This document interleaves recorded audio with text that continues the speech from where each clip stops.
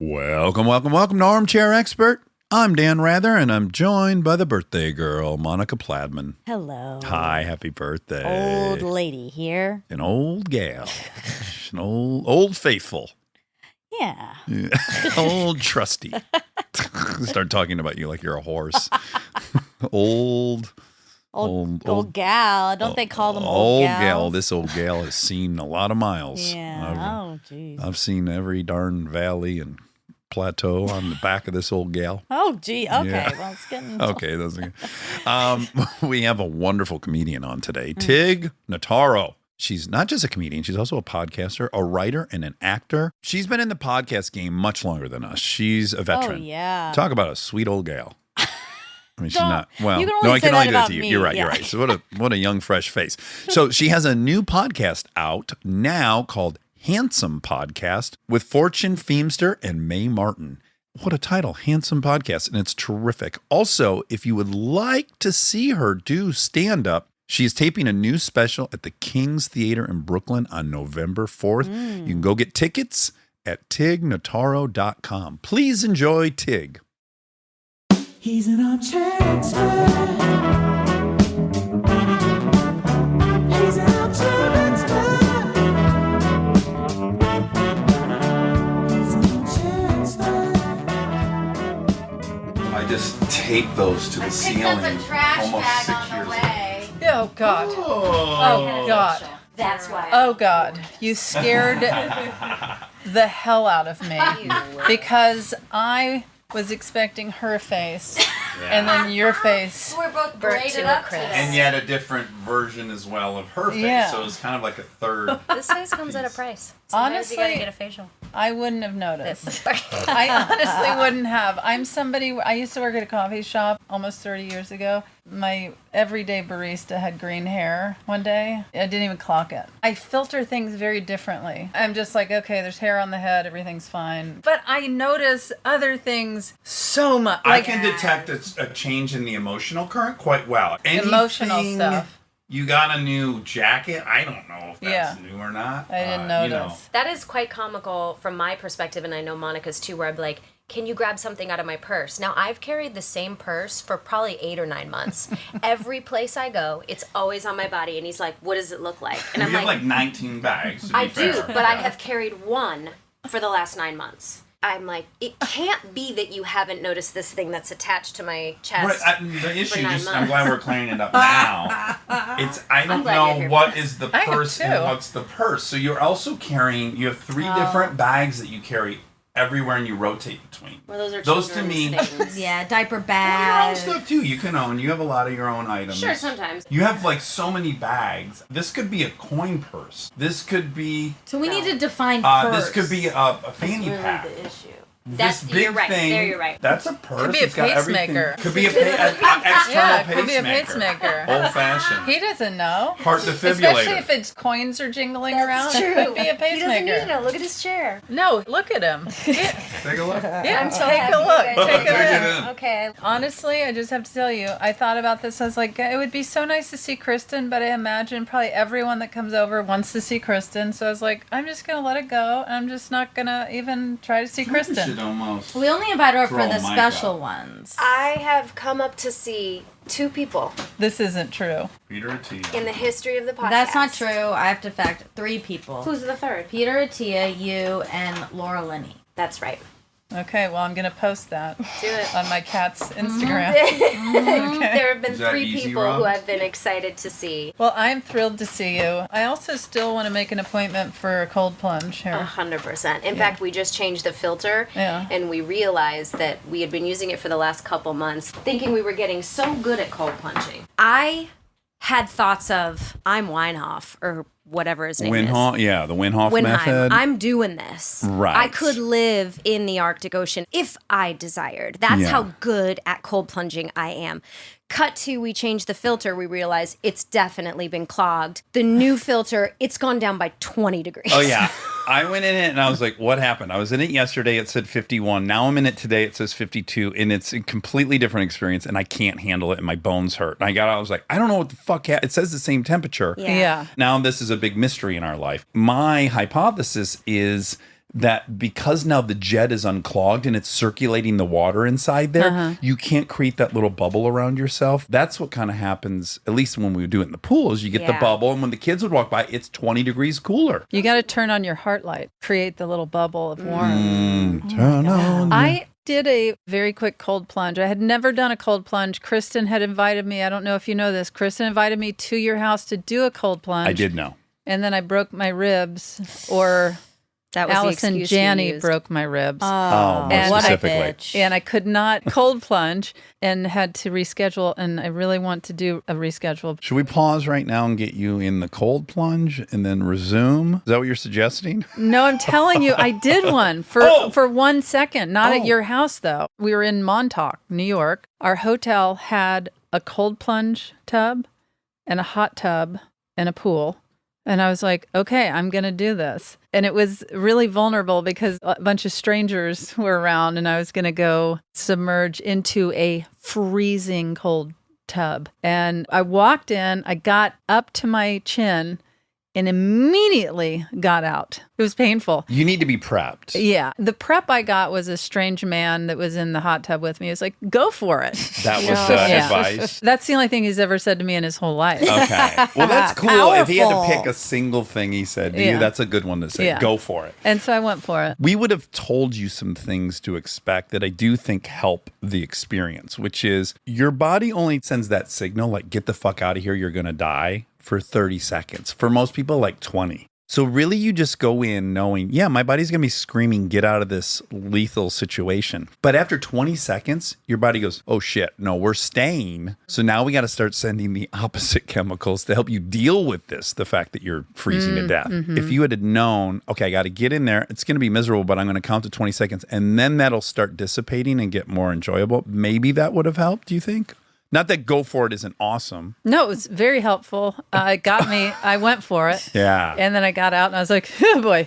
I got into the hot tub and then went and met up with my family. We're going to offer you a little bit more than a go for it. We're going to offer dinner, some dinner. We're We're gonna, nice and full. car we're going to service. offer, we'll talk about car service. Yeah. But, you know, hand holding, I'll have a timer, anything you need, a towel that's ready. Here's what I often do is I'll put the towels in the dryer. I thought you were So going to it's say the hot tub. Real with it, and then they'd be wet. Yeah. But warm. But Yeah. Warm and wet. Yeah. anytime you want, it's open. If he had said just do it, Nike, would you have just done it? Well, I just did it anyway. Yeah. You So I know? think Right. you wanted I to wanted do to. it. No matter what he said, I was going for it. Okay. What if he said, don't do it? Then even I longer, still would maybe. have. Maybe he would have gone I've 20 been wanting seconds. to do it for so long. How are you with a sauna? Have you been in and out of a sauna? Yeah, Okay, and do you enjoy that? I do. But I'm also very menopausal, and so I'm always in a sauna. You're already running hot. Yeah, I'm running hot. And I always explain to Stephanie, my wife, who's 15 years younger than me, it's as though I am trapped in a sauna with a mask on, fully clothed, and I want to get out. And I can't. We'll be just out to dinner. I'm like, oh God, feel my stomach. I'm always grabbing her hand and running it. And she's like, gross, I get it. I know, I can see. And I'm like, but you don't understand. You don't understand. We got to hit on Stephanie for just 2 seconds because I know Stephanie. She told me, yes. Yes, we did From UCB, UCB? and we did a commercial together. Which one? Amazon, very big commercial, Super Oh, Bowl it's the biggest yeah, company. with what's his nuts? with Bezos? Jeff Yeah. Bezos. But you weren't in frame with him, were you? He in a was shot? on the opposite side of the camera. You know how the cameras work? He was physically with you? Yeah. Oh, he was? Did you chat with him at all? Quickly, it was very nice, very built. I was just going to say, was he jacked? He Ding, was. ding, ding. Peter Attia, I think, got him in shape. He never said that, but that's what we think happened. Wow. Okay. What a metamorphosis. Anyway, love Stephanie. Shout out. I love her too. Good, Yeah. good to know. Join Yeah. the club, guys. We're heading into You 11 love her years. as well? Do you have So much. Oh, and you have personal anecdotes about her? Well, yeah, because work together. We work together, the three of us, and Ryan Hansen for the Yes. last year and a half. Okay, so you had lots of meetings with Stephanie. Yeah. Okay. Pre-strike. Pre-strike. This is in the 70s. Yeah. This was a long time Yeah. ago. You were guys getting- were talking about Burt Reynolds as the Yes. lead of the Yeah. show. Yes. I thought. Pre the original strike, actually. We were getting creative together. She's a dreamboat. She's so fun and lively and a very good writer. She's so Now, talented. 15 years younger, though. Yeah, we gotta I'm a go little there. curious if you get frustrated at all that you don't share some of the same references. Like, I was reading your book. You were talking about you and your mother's love for television. Of course, you're listing all these shows, and for me, it means the world. Welcome Sanford Back, and Carter, Son. Sanford and Son, The Jeffersons, all these shows. Black sitcoms in the 70s. Yes, we're on fire. Nothing better. Is there any sadness that there's some references you guys don't share that you feel like are foundational to who you are? And I know you're a comedian, but I want you to answer that sincerely. Yeah, okay? I Don't am- start. I don't am- take the pen out and start. No, writing. no. I don't reference a lot of TV and film. I'm more of a music person. And Stephanie is very well versed in music. And I'm a 70s kid. And she feels like the 70s, that was a sweet spot for filmmaking and music. And so we're kind of on the same Aligned page there. The only thing that she kind of missed was that sweet spot of the 70s sitcom. She's a little more, like, I don't even know. Boy Meets World. I don't like even know. How, she's my age-ish, right? How old is she? She's 37. Okay, so Okay, you yeah. guys are Mary-Kate yeah, and Ashley. virtually the exact same. Yeah, age. I don't Yes. even know what she watched, honestly. Did you ever dip into like Fall Guy, Dukes of Hazzard, Oh, any yeah. of the action, Yeah, Simon and yeah. Simon? I do think it's relevant because shows and movies got more realistic, which is cool. We liked it. But also, there's something about this weird world that existed on TV back then Yeah. that you aspired to, or I thought of as obtainable, maybe. I was also really into things like little animal shows where you're like friends with a porpoise. BJ and the Bear. Yes. That's a long haul truck driver with a chimpanzee in his cab. Yes, please. Yes, it makes total sense. Yeah. And I thought that's something I'd like to do when I grow up. There was a lot of content about truck drivers. Yeah. When I was a kid, being a long haul truck driver seemed like something I was pretty interested in. And I don't think that Stephanie got that, or did you get that, Monica? No, but I don't know that would have. I never had any dreams of being Yeah. a Being a long long- trucker. No. None. Nope. Okay. Really? No, yeah. Look me in the eye and What a tell me shocker. you were not dreaming of being a long haul trucker. What was it, going to the bathroom behind the wheel? Why didn't it appeal to you? You're out there adventuring. You could go to the bathroom in front of the wheel. You're Yeah. a long haul trucker. But No you gotta boss. go. you're by yourself the whole time. No, you were the chimp. Well, hold You on. would- yeah. and you got a See? CB. Yeah. Honk honk. And the air horn, yeah. Okay.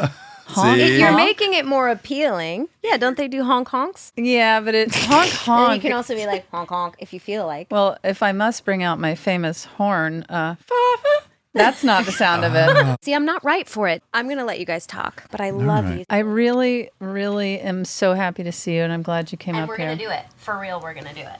What? Anything you want. The cycle. That's what I wanted to hear. Right. Anything's on the table. Okay. I love you guys. Bye, I love mother. you. Bye. How awesome that you're married to Kristen Bell. Yeah, it's worked out pretty good. Yeah. Going on 17 years, I think. Wow. It's a good gig he's Yeah. got. It's good work if you can find it. It's had its ups and downs. Of course. I'm married to her too, in some ways. Uh-huh. And Are you I like married? it. No. Because Stephanie and I always say, well, I told her one time, I said, I am crazy about you.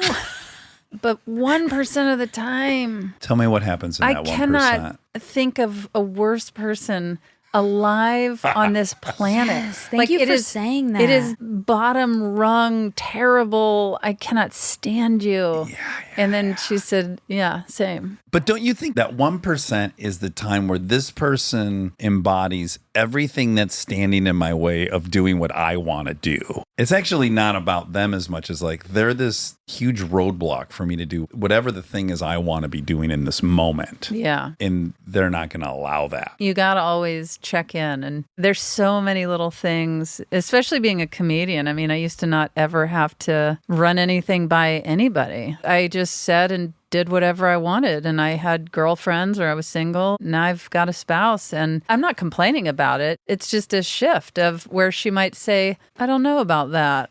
And is it generally something that you're telling about her personal story that you're going to say on stage? Or is it being protective of you overall? Our family, our kids, her, the two of us. And it's something I actually appreciate and am thankful for because I like that I've reeled it in a little bit. It's hard to know, right? So the best model of what I'm attempting to do for the last 6 years is Howard Stern. So one of the things I just happened to kind of notice was, he never talks about his daughters. And he's even said that his daughters said, hey, don't talk about me on this radio show. So I thought, okay, that's something to think about. But of course I talk about my daughters. They're kids. It's all I do is deal with kid stuff. And then I'm like, well, what age am I going to stop talking about? But there's no real roadmap for us to know what that line is because so much of your stand-up is autobiographical. Yeah, and there's really fun shows that I'll do where Stephanie will be in the audience in the back row and I'll tell a new story and then I'll say, Stephanie, is that how you recall it happening? And in the darkness, she'll be like, not exactly. And then I'll invite her to share what her version of what happened was. Okay. And so that's been fun. And we've joked about how it would maybe even be a fun stand-up special. Yeah, she Yeah, said, I she love said. that. kind That's of what she said. She said, yeah, it should be called She Said, She Said. Yeah. How old were you when you guys got together? Because I have a new theory. I'm about to be 36. And I feel like as I'm getting older, it is getting less and less likely that I will get married. And not because like, oh, there's not people, because I'm feeling more Too and more calcified happy. in your habits? I'm just like happy on my own, getting more and more so. So you did want to get married. Yeah, for sure. And now you're like, Well, now maybe. I'm just aware when I'm in bed by myself that feels nice, that Yeah. I would be giving something up. Maybe. And then you could meet a Stephanie or Kristen or Dax or whatever and be like, oh, I'm not saying that you need to have a partner to be happy, but I'm saying if you find that right one, because I for sure had no interest. I was the worst gay person because I was like, why does everyone want gay marriage? Who cares about that? You know? Was it fair to say you were a commitment phobe? Because I have some theories on why you might be. I did have a fear. I thought that I wouldn't be able to do what I wanted to do. Can I suggest? Yeah. And this is where we get into this weird zone where people write an autobiography. They feel very safe in those moments talking about it while they're writing in a room. And then they're hearing this attic with electricity hanging out of the wall and the context changes. Kristen Bell running around the property. Popping in and out. Just fresh Just off a feral facial. off the land. Yeah, red-faced. A lot of our childhood is kind of similar. So 3 years old when my parents got divorced, stepdad, multiple for me in the mix. Being completely on your own, right? The notion that your mother had no clue you were failing out of junior high. Being a very responsible, grown-up child. I think for me, when I left that, I was like, okay, no more being saddled to anybody. As much love as I have for everybody. I think there was this notion that I'm already permanently locked to some characters, and I think I want to not accumulate any more. Yeah, I could see the fear of people getting in my way in the way that people in my upbringing got in my way. Right. But I think if you grew up in a house where your parents were assets and they were bringing you to soccer thing, and then your dad was working with you in the front yard to learn this stuff, and then you were doing all that together and you were receiving, I think you'd be more open to that commitment. Like, well, this one worked out great. Yeah. And look, as many rough spots or atypical parenting that happened, my mother putting us to bed and going out to party and have no idea where she is. I'm still very thankful for who I am, but I don't think that anything was telling me I should find a partner and recreate this. It wasn't being modeled. No. And so when I met Stephanie, I was so confused because it came out of nowhere. You guys were working together on In a World. Yeah, on Lake Bell's movie. And we both had very small roles and we were love interests. And Stephanie was straight? She was, but Okay. what's really interesting is that she said she would go out with guys and then they'd want to see her again and they'd be like, can I see you tomorrow? And she'd be like, why would I need to see you tomorrow? Right. Just saw you. Yeah. Yeah. Yeah. It's like I just ate pizza. Why are we going to order it again tomorrow? Why would I possibly need to see you again anytime soon? And so she always thought that was kind of weird about herself. But yeah, after being with her, it just came out of me. In fact, we were having dinner one time and I thought, I never felt really terribly vulnerable previously. That's specific. So you're recognizing in that moment, this person has the power to kind of crush me emotionally. Yeah. And I was Which fascinated. is a new... I've been crushed. I've had conflict, but I've never felt like, oh boy, You let this one in too deep. I'm screwed either way, whatever happens here. And so I thought, well, I'm going to take this moment and allow myself to be really vulnerable. And at dinner, 2 months in, I said, I have something really crazy to tell you. And she said, what? And I said, I feel like I want to be married to you. And I was ready for whatever she said. That was You the truth, had and you to had to say. Yeah. get it off your chest. And people have told me very vulnerable things. I just felt like I was always just keeping my cool. And I was ready to just go for it, like in the like cold the man, plunge. that wise man you Yeah. ran into. And so she didn't miss a beat. And she just said, yeah, that's how I feel. Wow. Wait, in the doc, Tig, I know there's a couple. I watched Tig. Yes. Just T-I-G. I'm familiar. In that one, the story is a little bit, hey, this is not going to work for me. I'm romantically in love with you, Stephanie, and you're straight, and I need to probably pull the plug because I'm going to get destroyed. That was before we had met on Inner World. I got really ill, cancer, intestinal disease, pneumonia. My mother tripped and died, broke up with my girlfriend, all of this in 4 months. I was not in a great place. And I collapsed and went off to the hospital and just life slid away. After I came back from all of that and was recovering emotionally, physically, I reappear after we do the movie, and there's Stephanie, and the movie's going to Sundance, and we exchange numbers because we had so much fun working together. I wasn't like, oh, I'm interested in this person, and she certainly wasn't thinking I'm interested in Tig. I don't know about certainly, but yes, I'm agreeing with the chronology of your story. Yeah, we exchanged numbers to go to Sundance. Well, and then this is my favorite part because I think a lot of us have experienced this. You just start texting. Yeah. And then you just can't stop texting. And We it's the could not most stop. amusing, wonderful thing to just be texting with somebody. And I told her that. And I didn't think she was interested in me. I just explained, I'm not a big texter. I do not like texting. I said, I went out with a girl for coffee. And she texted me right after saying, it was so nice meeting you. And she knew I had a show that night. And she texted me at showtime and said, I hope you have a great show.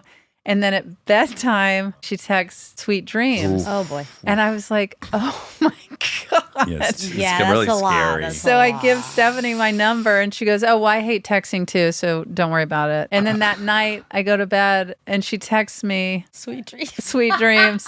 So good. And I was like, this girl is so funny. Yeah. I already knew it, but yeah, we couldn't stop. She texted me. I was writing my book and she said, hey, I'm with some friends. If you want to come meet up with us, we're at La Poubelle. And I was like, oh my God. I started to think I had a crush on her at this point. Yeah. And I thought, well, I can't go meet her. I've been just lying around my house writing my book. I haven't showered. And then I was like, oh, she's not into me. So it doesn't matter what I look like. Clean girl, dirty girl, Yeah, whatever. who yeah. cares? Straight girl, dirty girl.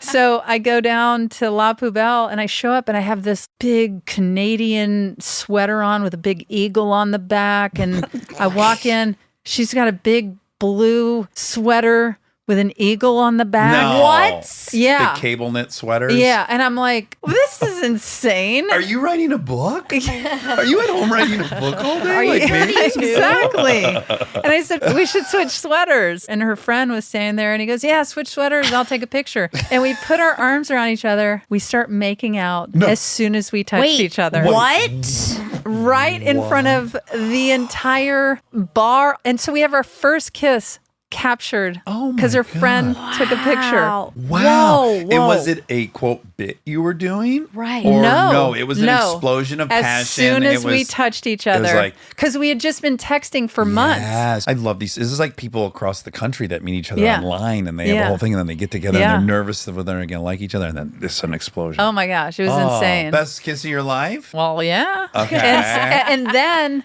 That's when she wrote me and she said, hey, it was so fun kissing and I like you so much. I'm not gay. She wrote me like a 10-page email going on and on about how much she loved hanging out with me, how fun it was to kiss. And then I just wrote her back and said, okay, Dyke. And then, and she said when she got the okay, Dyke email, she was like, I like this person. Now we have a production company and 2 kids and 3 cats. That's all, what, like 11 years ago? Yeah, we've hit 10 years. We're going into 11. And 1% cannot stand each other. Sure.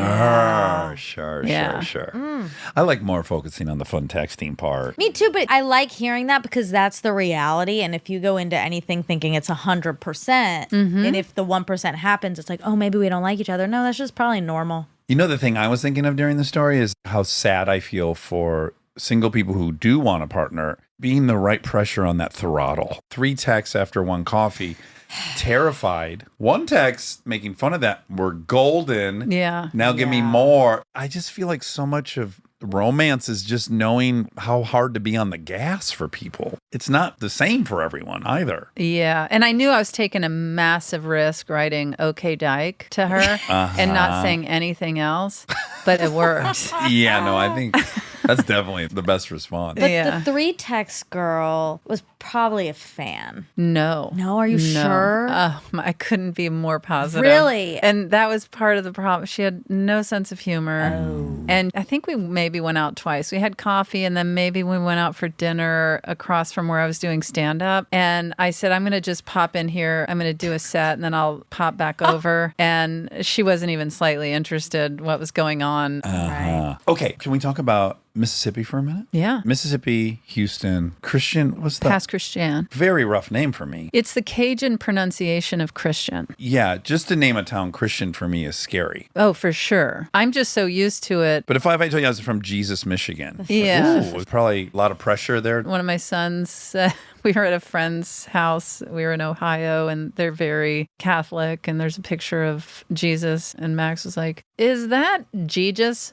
And I just turned to my friend's mother. I was like, baby steps, but people call my town the Pass. And then the actual pronunciation is Pass Christian. And it's just short of an hour east of New Orleans. It's definitely got the vibe of New Orleans people because a lot of New Orleans folk have weekend homes there or people have retired there. I think there's like 4,000 or so locals that live there. There's certainly religious people, conservative people, but also the hoppin' vibe of fun. Yeah, there's a colorful French, vibrant vibe. Yeah. Drinking, we'll add, that's pretty elevated there, yeah? People are thirsty in it's that area. hot. It It's is so hot and people are And thirsty. it's humid. There's a coffee shop in the town that is one of the best cups of coffee you can get that side of the Mississippi. Okay. And they also have a bookstore that's in the coffee shop that is unbelievable. And it is owned and operated by an interracial gay couple. Okay. Oh, wow. So the line is out the door. Cat Island bookstore and coffee shop. It's phenomenal. I think the part I was most curious of selfishly is that mom grew up pretty wealthy. Mom grew up with house staff and nannies. Yeah. And the grandfather had been a mayor of New Orleans. My great-great-grandfather.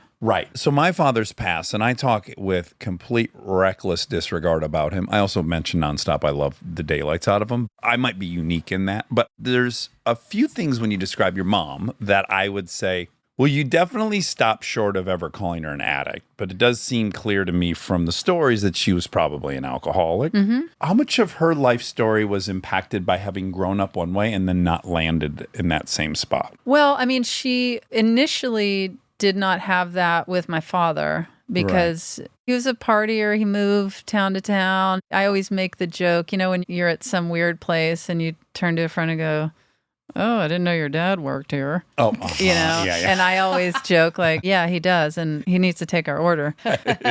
All those typical things of like, he has a mustache, he drives a van, he's got a gun in his boot. Yeah. Yeah. You know what I mean? A Like 70s very star, stereotypical. Yeah, that was no joke. My father Yeah. and my mother was fancy, and that didn't work out between my parents. And then my mother remarried to my stepfather. I had a Rick. Yeah. It's a great stepdad name. That's what stepdads are named. Yeah, standard. Yeah. But he brought a lot of structure. He was an attorney. So it's not like my mother grew up and then went without or anything. Because my Right. stepfather was successful and he was very regimented. Controlling. Yeah. Maybe even within that I don't know enough about the situation, but maybe had to marry someone that could take care of her. Even that is maybe in the mix of having grown up one way. My understanding was that my grandmother, who was very controlling, was like, okay, Susie, you had your go at it. Yes, with this man, Pat. Is that your dad's name, Pat? Pasquale Notaro. Perfect. And she said, I'm going to introduce you to a man in New Orleans. The grandmother set this. Set them up. Oh, really? Through You her will friend. marry him.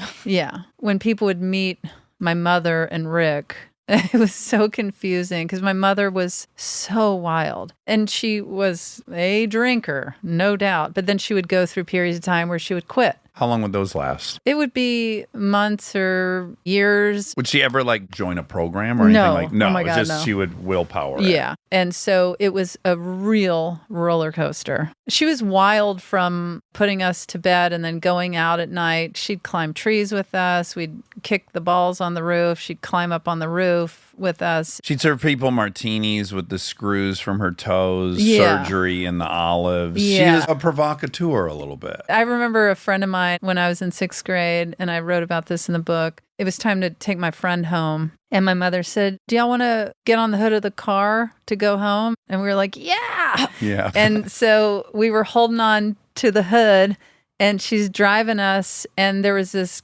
guy that pulled up in a muscle car. And my mother was like, oh, this is going to be hilarious. And she pulls up on the wrong side of the road so she could be next to him face to face. And she was like, you want to drag? She wasn't really going to drag, but she just wanted to like Get the reaction Yeah. of the guy in the Chevelle. One of the quote unquote famous moments from my childhood was when my principal said, what if your mother knew what you were doing? And I said, what if you knew what my mother was doing? And that was really how I grew up thinking like, you can't really touch me because my mother is Going for broke out there in the streets. oh, I'm tardy, or oh, I was talking in class. I don't even know what to say to you. Stay tuned for more Armchair Expert, if you dare.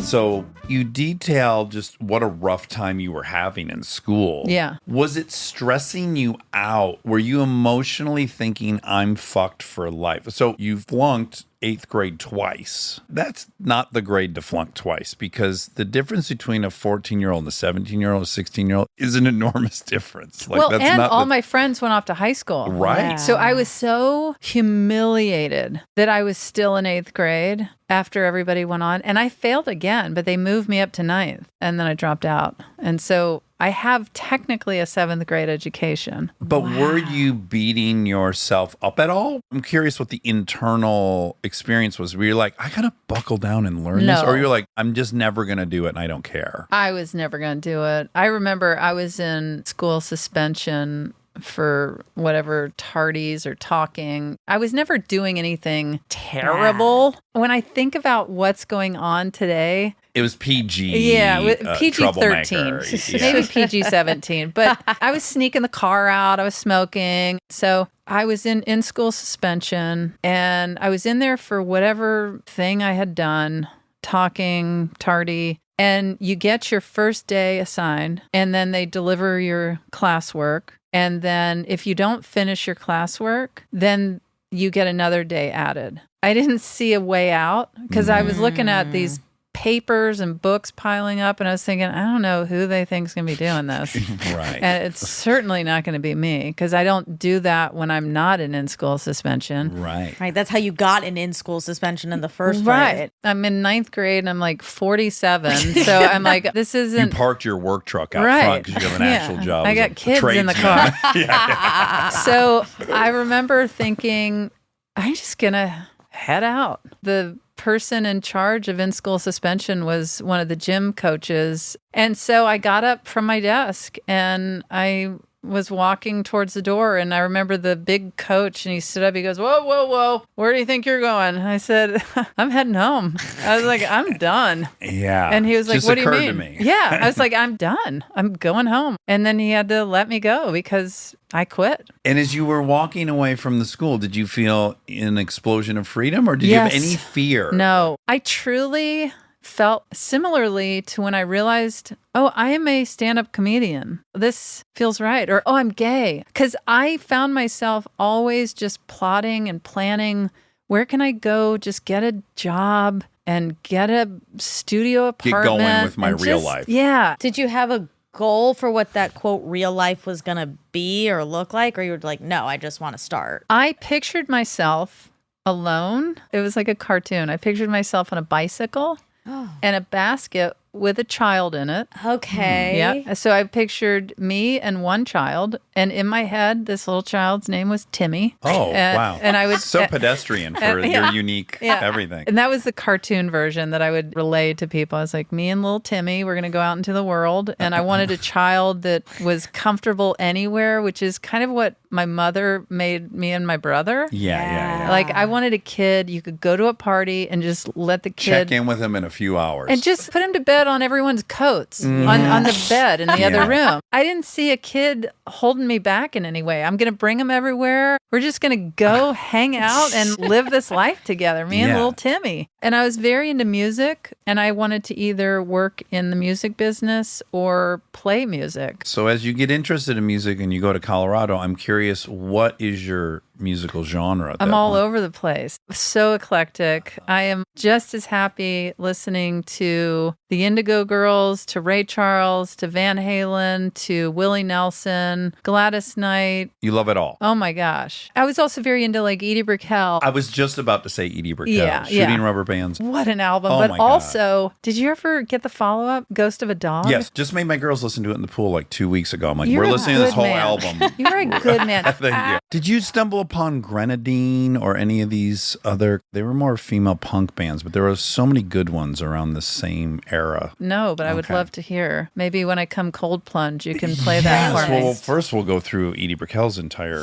discography. Edie Brickell wrote the theme song for my podcast. Get out of here. You have a personal friendship with her? I got to tell you, when I played this album for the girls, and then you start going, well, who is she? Well, and then I go, I think she married Paul Simon. Right, 94, I stopped getting new information about her, and I have a huge question mark of what happened. Yeah, she married Paul Simon. Did they stay married? They are still married. Oh my God, wonderful. Seemingly, she stopped making albums, and I thought, oh no, this marrying Paul thing She is didn't backfired. stop. She didn't. She put out solo material, but also she joined forces with Steve Martin. In fact, I was nominated for a Grammy one year. I didn't know her then, but they won Best Americana Album, I believe. Him on the banjo. Yeah. And so I presented Edie Brickell and Steve Martin. I got to announce their win, and I'm standing there, and childhood Tig, my comedy and music loves are walking towards my face, and I'm like handing them a Grammy. Oh my God. That's so simulation. It was so incredible. But for my podcast, they said, hey, we have some cash for you to hire someone to do music. And I said, this is probably going to be way under her fee. Yeah, this is going to be like Shooting Rubber Bands at the Stars. Exactly. I mean, this is a big, yeah. So I said I would love for Edie Brickell if I could get her to write a song. Wow, good for you for just asking. Yeah. That's incredible. And I've only met her that brief moment handing her the Grammy, but she didn't know who I was at the time, and we didn't hang out or anything. I was just like, oh, congrats. And it was through reps and people Yeah. reaching And out. she just said and she yes. was like, yeah. And then I was on a call with her, and then God. she said, I'm going to get on your nerves because I'm going to send you a lot of options. And I said, Oh my! You don't know who you're talking to. Yeah, send them all. I have the Texas Monthly magazine you were on the cover of. So send them away for the rest of my life. God, how Yeah. fun. But yeah, we've maintained a friendship through email. I only had one. Oh, I've had two. One of the experiences was love Sinead O'Connor so much. Yeah. Just obsessed. And then the second movie I made, there was a moment where I had one of her songs at the end of the movie, and we were in the phase of getting permission, and they said, well, she would like to watch the whole movie if she's going to agree to license her song to it.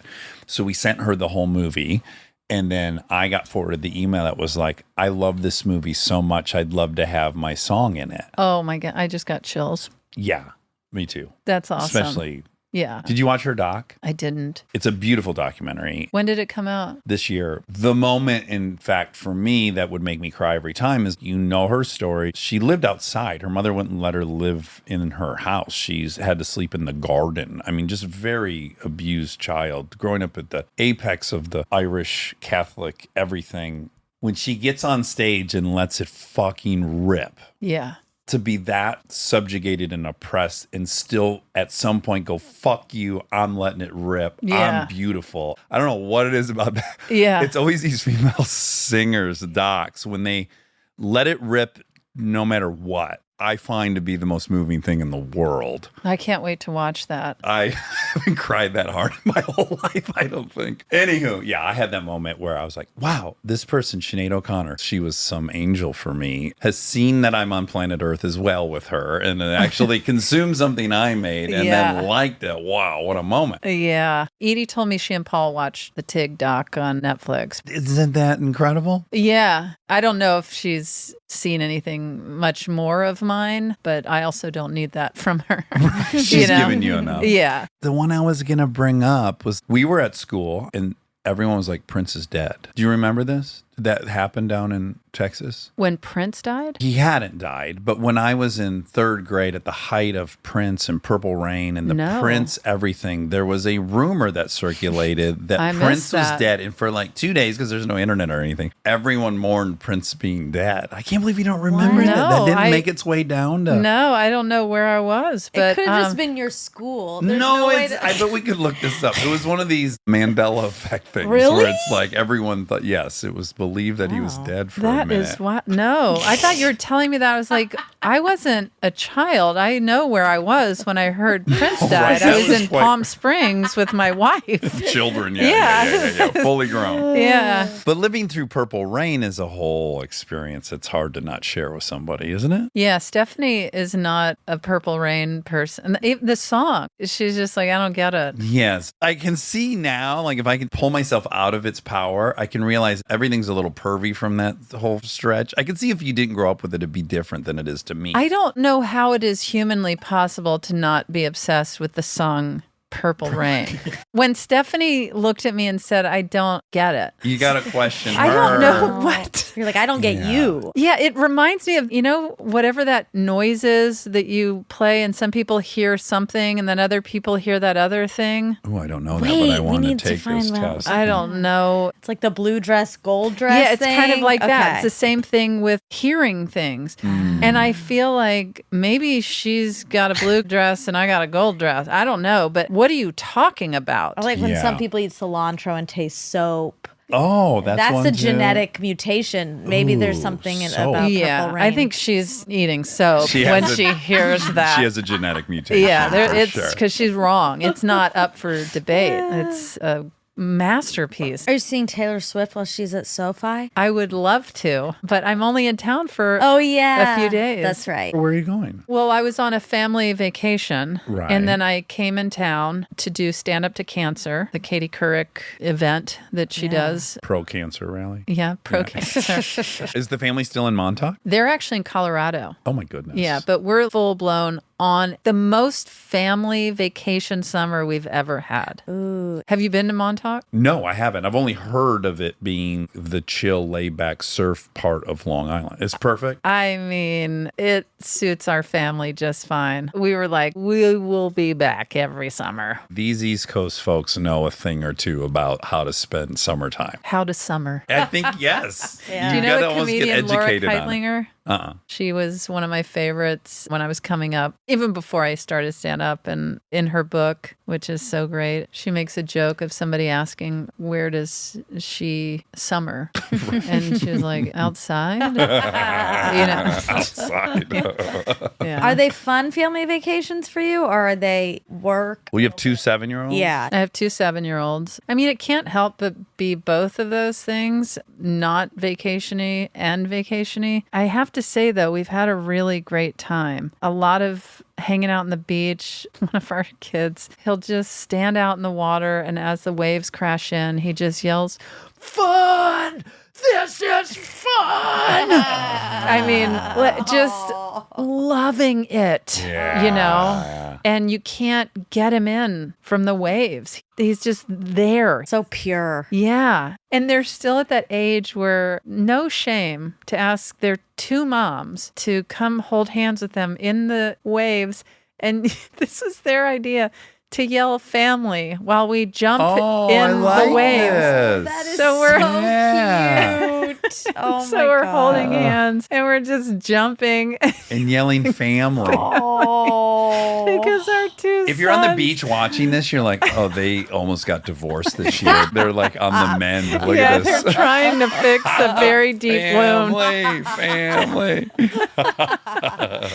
My friends that I had mentioned we had visited in Ohio, they had a family vacation every year. There's 5 kids, 2 parents. I think the grandmother lived with them, and they didn't have a lot of money. And they would pile everyone into the station wagon. They'd drive over the Ohio-Kentucky border, and it just said, "Welcome to Kentucky." And then there was a motel there called the Drawbridge Motel. Perfect. And they would get a room, and they would all cram in there just to go swimming in the pool. Yeah. And they'd spend like a weekend or a week staring there. at Cincinnati, probably. Yeah. So my kids are definitely getting more than the Drawbridge Motel. Yeah, but it doesn't help to explain to them what the alternative is. It just doesn't register for them. Nothing helps. When we were in Ohio, I had told them in front of our friends, I said, if you do not agree on something, then we will not go to the Cincinnati Reds game.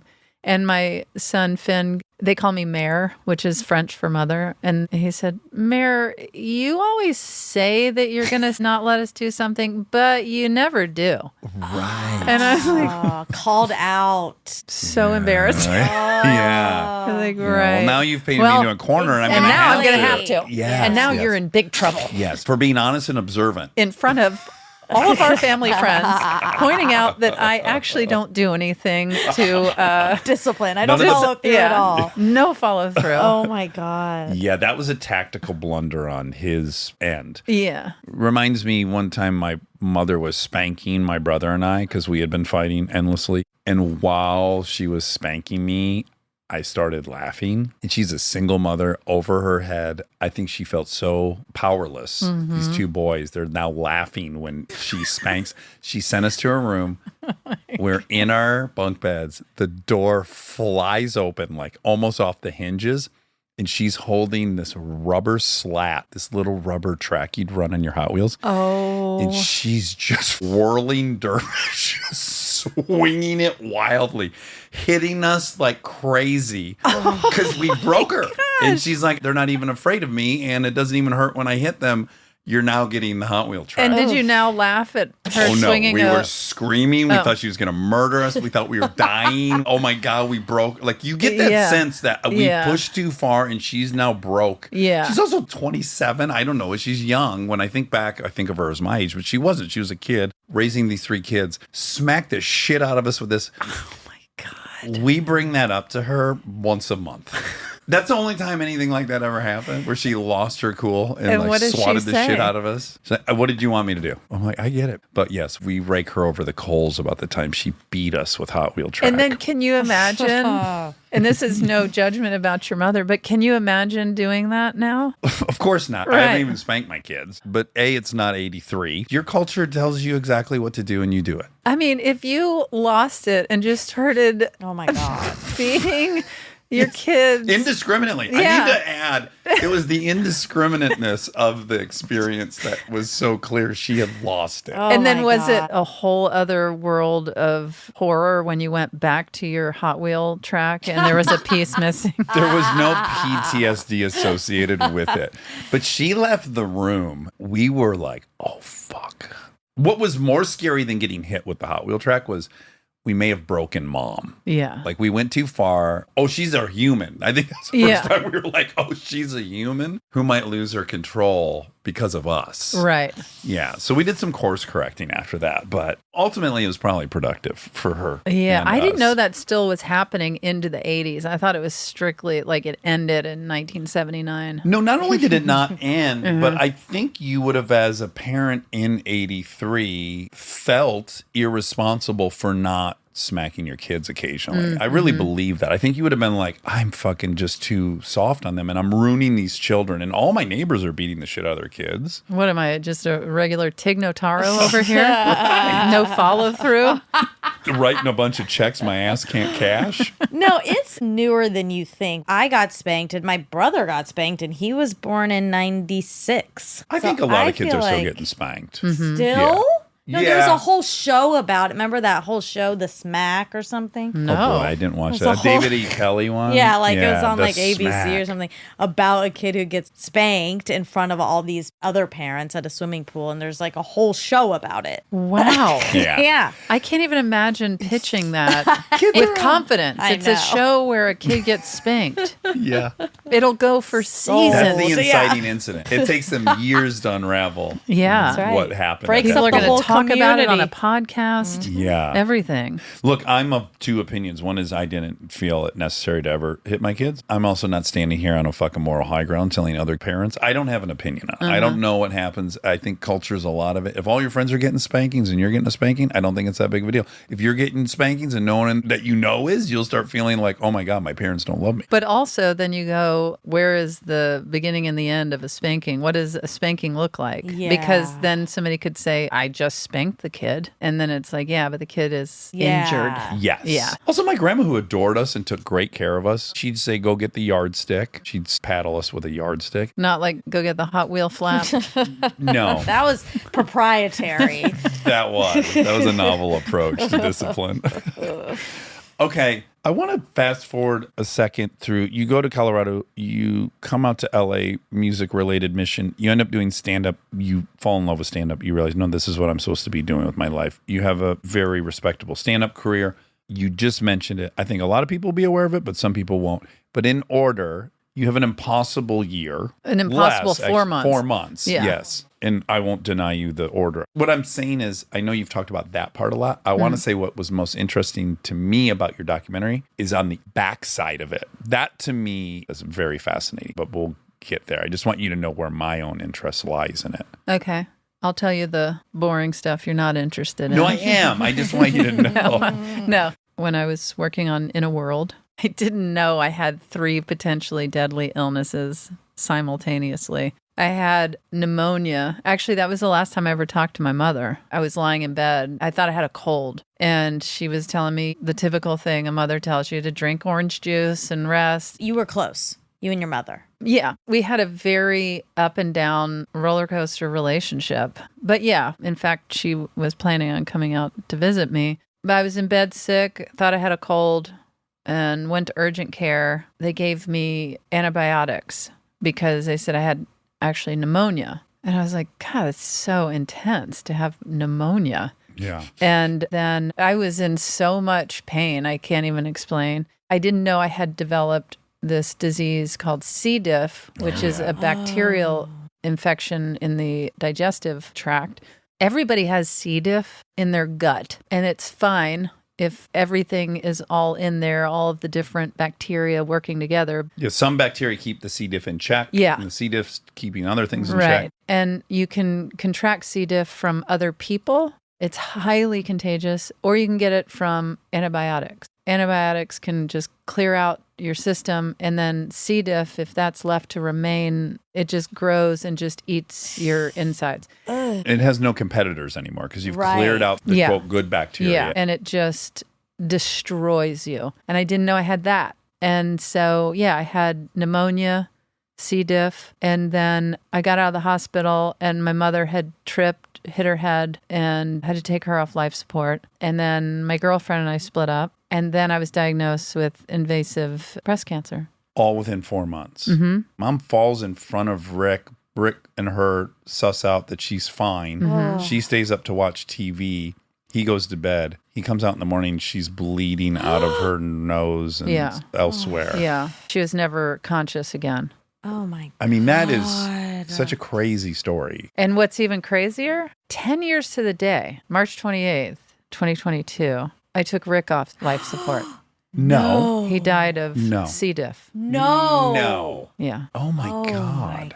March 28th. 4 days after your birthday? Yep. Happy birthday. Yeah. I mean, every year I'm like Jesus. always headed towards my birthday, having this PTSD of like, oh, this is when I was diagnosed. This is when I collapsed. This is when I went to the Oh, doctor. my- And then in 2022, last year, I was starting to go through my PTSD. And then I get a call. Nobody's heard from Rick. The police went, kicked his door in. They found him. And what I'd imagine when you have C. diff that bad, A, you don't want to eat, but B, you become very malnourished because none of your food can absorb into your intestines because it's all completely proliferated with this bacteria. Yeah, you So cannot you're eat. starving to death Yeah. even if you're eating. I was obviously one of the lucky ones that made it through all of those things, but it was insane for me. He didn't know what C. diff was when I had it. And just to have that recollection of explaining it to him and going through it while my mother's funeral was going on and everything that was happening. And then he died of it 10 years later. My mother died technically on March 29th, but I took them both off of life support on March 28th.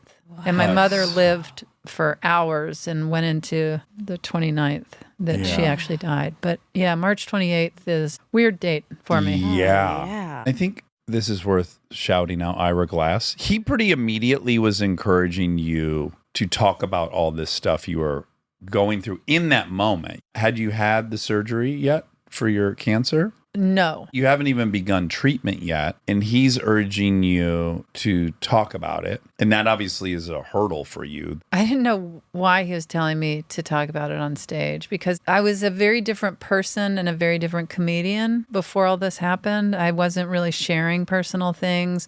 In fact, when I was really sick, I kept it to myself at first. Ira had known that I was sick with C. diff, but when I was diagnosed with cancer, he was like, you have to talk about this on stage. It was almost borderline offensive to me because I was thinking, that just sounds like, no. Exploitative to yourself? Yeah, and to And my indulgent, mother, just maybe? all of it. I just didn't understand why he would say that. And then I had this show booked at Largo. I had this ongoing monthly show there here in Los Angeles. And I had called the owner, Flanagan, and just said, I'm really in a bad place. I'm going to cancel.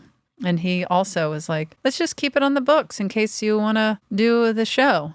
And I was like, what is wrong with these people? I was like, do you hear me? I can't eat food. I'm in pain. I have invasive cancer. I just buried my mother. I just want to go lie down and What would disappear. I have to say to Yeah. you for you to say, take the night off? All of the nightmare yeah. situations that you're like, I hope I never get cancer. I don't want my mother to die. Yeah. I don't want to be alone. Also, I'm typing this to you because my larynx were removed. Great. Still, Yeah. you'll do the show on the Yeah. 30th Let's just then? see. We'll Well, check you still back have in. fingers, right? Yeah, right. You're you typing. can do a whiteboard. So he said, yeah, you can cancel even if it's a step before you walk on stage. You decide you don't want to do it. And I was like, okay. And then as it got closer, I just thought, well, I think I'm going to do a show.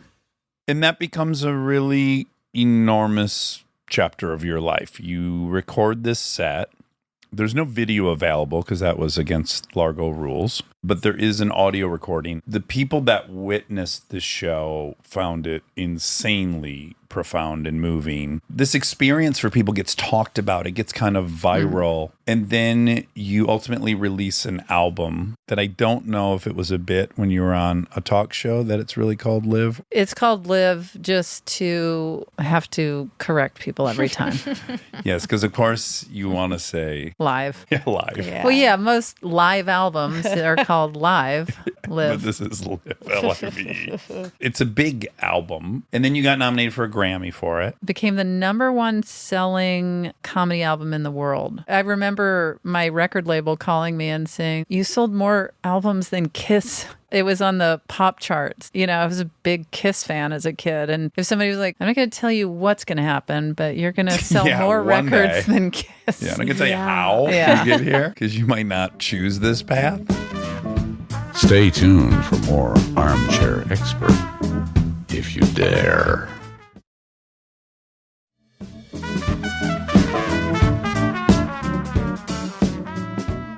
So you have this incredible experience by being honest about this thing. But then you're like, now where do we go from here? And it was very paralyzing. And that I have great sympathy for. I could see that 9 times out of 10 kind of ending someone. I thought it might. I remember saying to my manager at the time, "When is this attention going to end?" And this was days into it. And he was like, "What do you mean?" Yeah. And I was like, "I don't know. Like, when is everybody going to go back to their lives and not be interested in this?" And he was like, "I don't know if that's going to happen." I couldn't believe that weeks and months and years went by and people were still interested in it. And I have a better understanding of it now because, of course, people connect to that and people understand you're a human being and you've fallen and you're acknowledging it and you're talking about it and you're showing everybody, yeah, me too. When I was going through all of that and people were using the word brave, it was so confusing because I didn't feel brave. I was just staying alive and continued to breathe.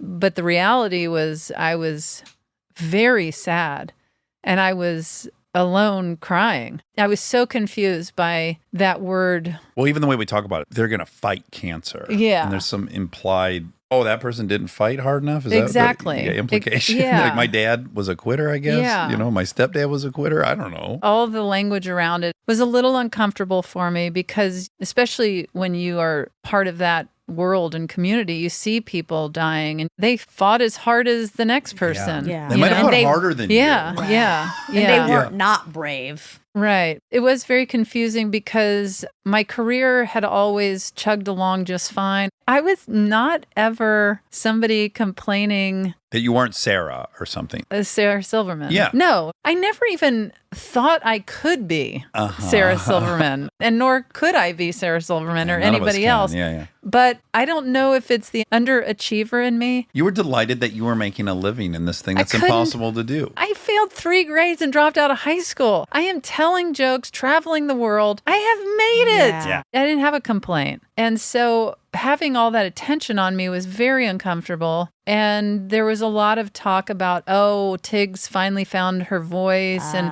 she's a dark truth teller. And that confused me because I love silliness. And I tell people I am 100% no nonsense, but I am 100% only nonsense. But I love living as close as I can to the truest, most authentic version of life and myself. But I didn't know that that was necessarily going to be me, that I'm going to be going on stage and getting into it every time. Yes. You know? Yes. And It's then a it- lot of pressure. Is there a thought of like, all my tragedies are over? What's going to be the next special? I 1,000,000%, especially if you go back to that documentary, it's so embarrassing because I was a grown person who thought that, well, I went through everything and now life is just smooth sailing. I mean, what else could I possibly go through? And then when I was approached to do this Netflix documentary, I thought, well,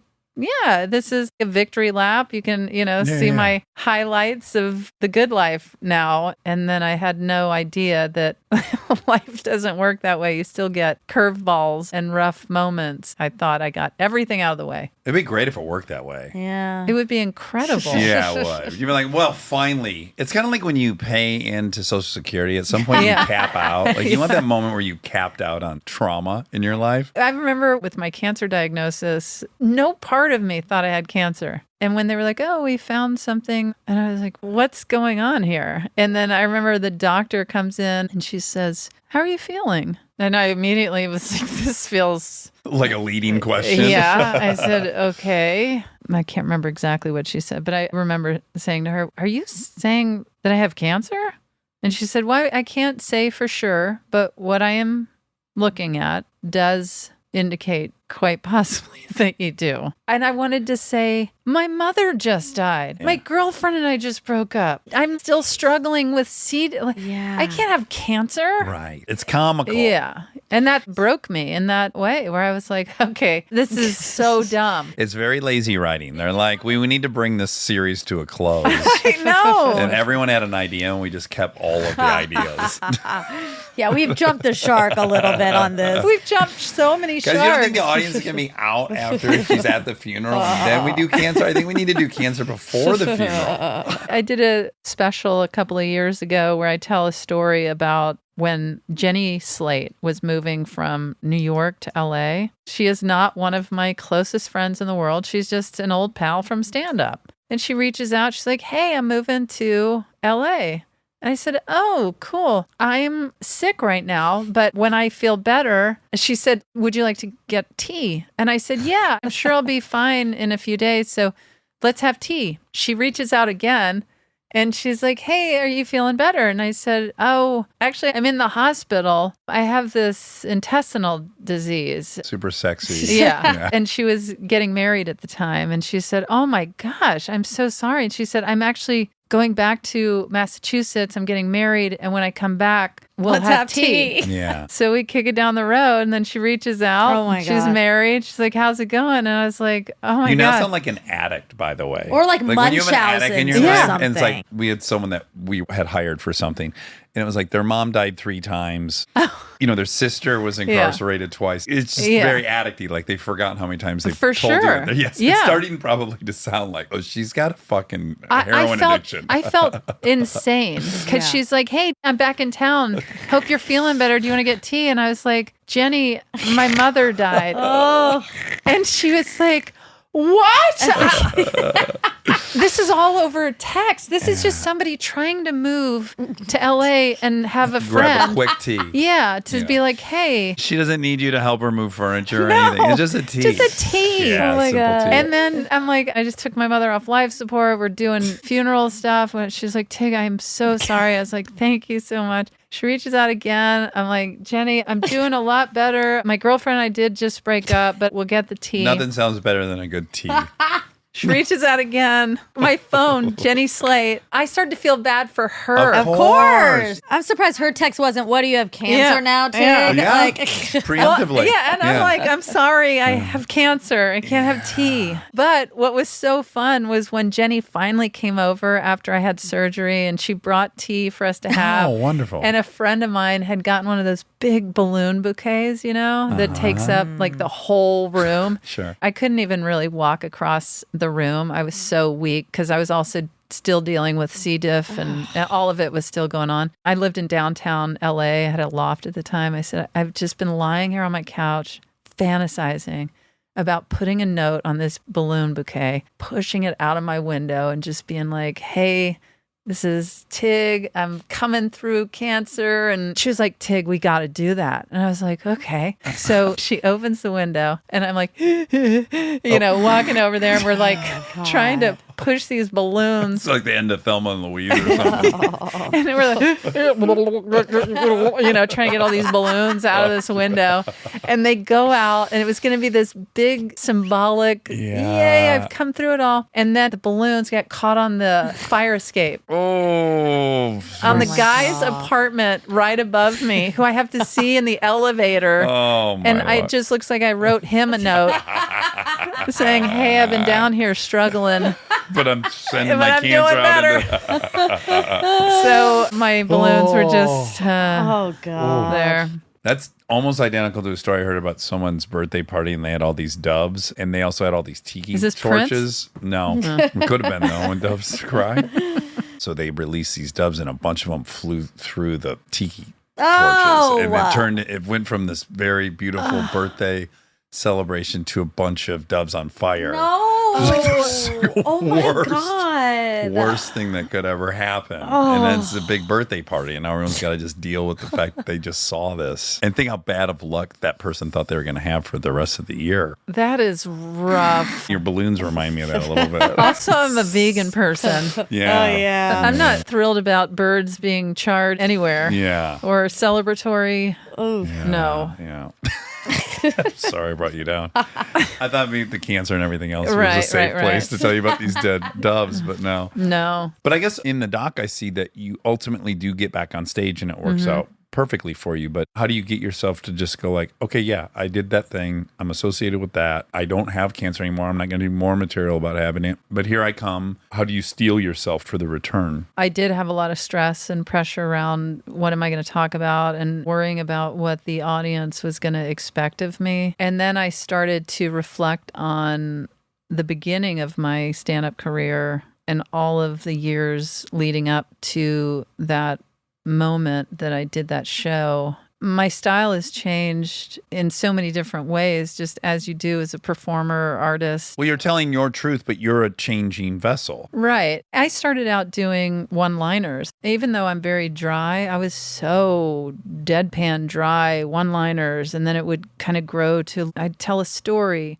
And then I would do bits with the stool on stage. So I'm like, okay, well, that's kind of like prop humor. Could have a Vegas stage show now. Yeah. And I really thought about how just like I told a 20-minute story about running into Taylor Dane or pushing a stool around on stage, I can always change and do things. And I don't have to be this one person or performer forever, and nor would I want to be, and I've never been. I have to imagine you feel some kind of pressure because once you become symbolic to a struggle, and you know how emotionally connected people are to that, you feel like you have some pressure to keep telling their story. Well, I mean, lucky for them, my medical issues didn't end in 2012. Oh, thank God. For And- all of us, yeah, really. We're all yeah. grateful. So I've shared many stories of being in a diaper to having internal bleeding. I've certainly gone to that that well. well again,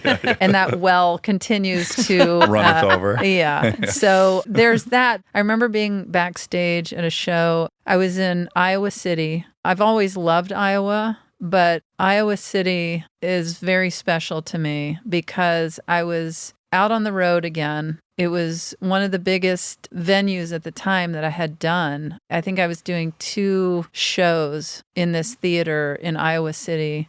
And it was kind of the beginning of me getting back on the road and seeing how my following had grown. I was full of nerves beforehand because I really wanted to give the audience what they wanted. That's the exact statement for me right there. Something shifts, right? Like, I can't imagine you were proceeding through comedy prior to that with that thought. No, because I was at the time still a comedian that was headlining clubs. And most often when you're headlining clubs, you have fans, but you also have people that are like, oh, let's go to the comedy club. Right.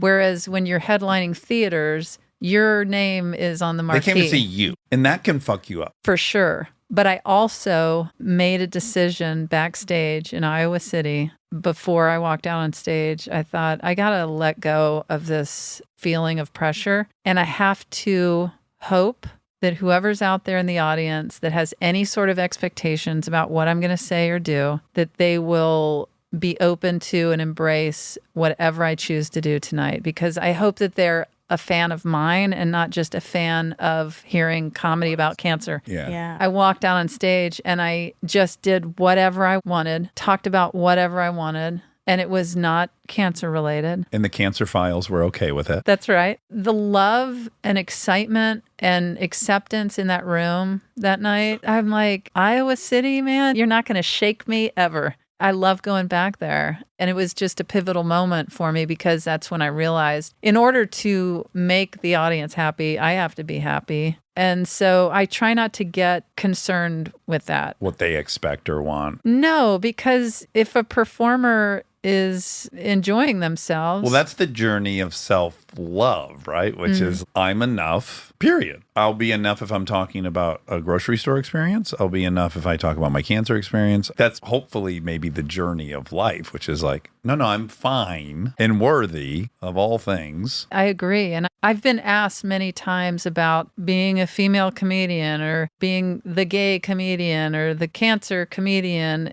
The gay cancer comedian. Yeah. People ask all the time, like, are you worried about being pigeonholed? And honestly, I don't care if people call me the lesbian comedian or the cancer comedian. It has nothing to do with me. That's your choice. You can call me the worst comedian. That also does not have anything to do with me. And so I just don't worry myself about that. But in moments of insecurity, it would be easy for me to convince myself that it was the story that made people love that set. It was the circumstances. But in fact, we would know, and a healthiest version of yourself would recognize, no, it was that experience going through my point of view.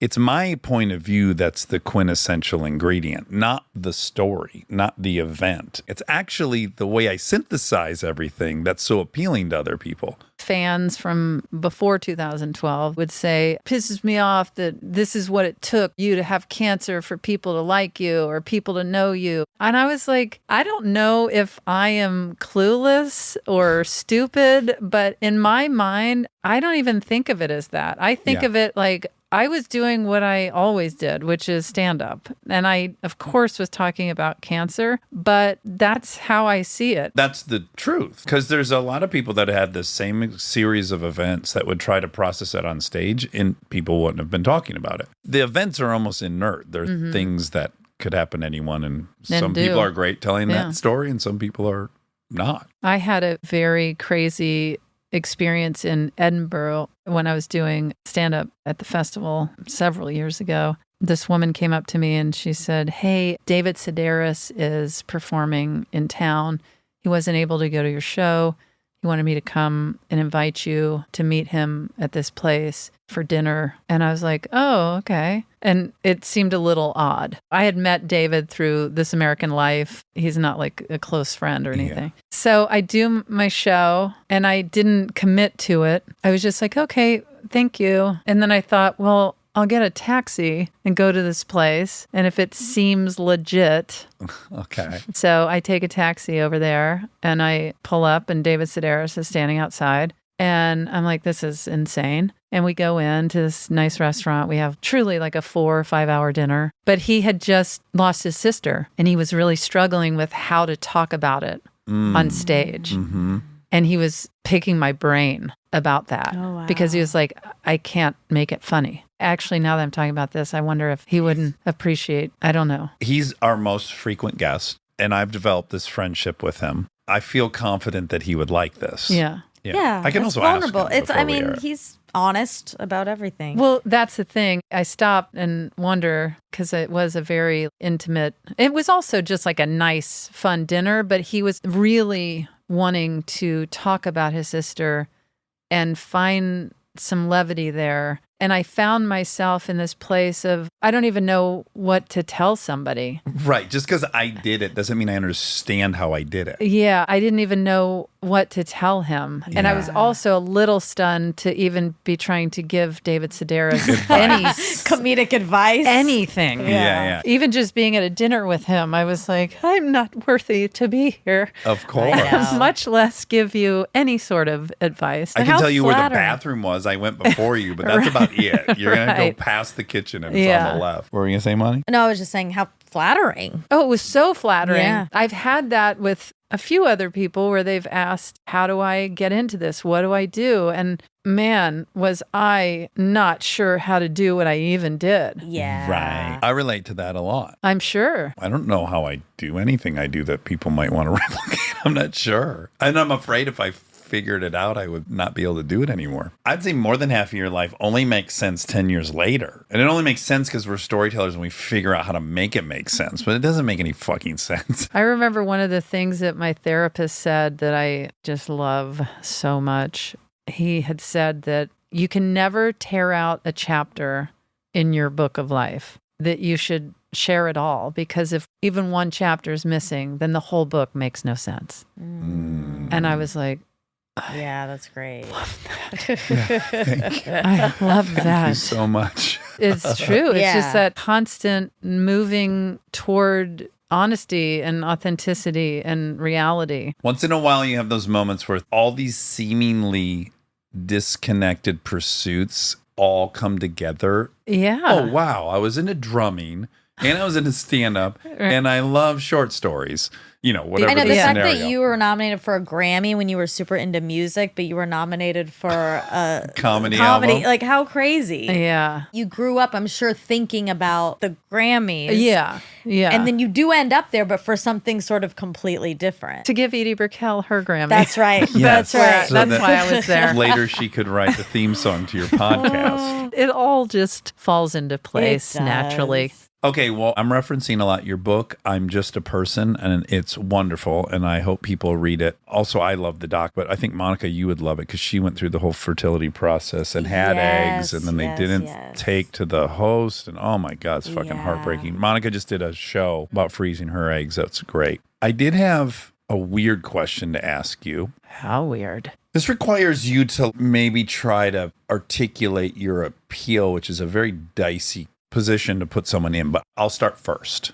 I think that I have appealed to boys in this very weird way I've come to figure out, which is I ride motorcycles, I have muscles, I have been in lots of fistfights, and I love emotions and talking about addiction and failing and crying and being molested and all these things that boys aren't really supposed to talk about. And so I think for boys, they're like, there's a way that I can share all this emotional stuff. And I was thinking about you on my hike today, listening to your book. And I was thinking, I know so many women who are really, really, really drawn to you. They love your comedy, but there's another layer to it. And as I was thinking about it, I'm going to suggest, because your comedic tone has always been very dry and very kind of monotone-esque, it's not been performative or people-pleasy at all. And I can imagine for a woman to see another woman not jumping through all the hoops to comfort everybody at all times and please them, that you might be inspirational in that same way. Have you ever thought about that? Is that a weird point to make? I don't think about it. You come across as someone who's not people pleasery just because of the tone of your comedy. It's so funny. I don't feel like I am, except with my kids and my wife. And it is new for me because they've only been in my life for 10 years. I love seeing myself bend over backwards and do whatever anything takes. To keep that thing from exploding. Yeah, or just like everyone to be happy and get what they want. I mean, obviously, I don't nail it all the time, and I'm not always bending over backwards all the time. But I know that it comes up where other comedians will say, when I go on stage, I'm just desperate. And they're like, you don't feel at all desperate.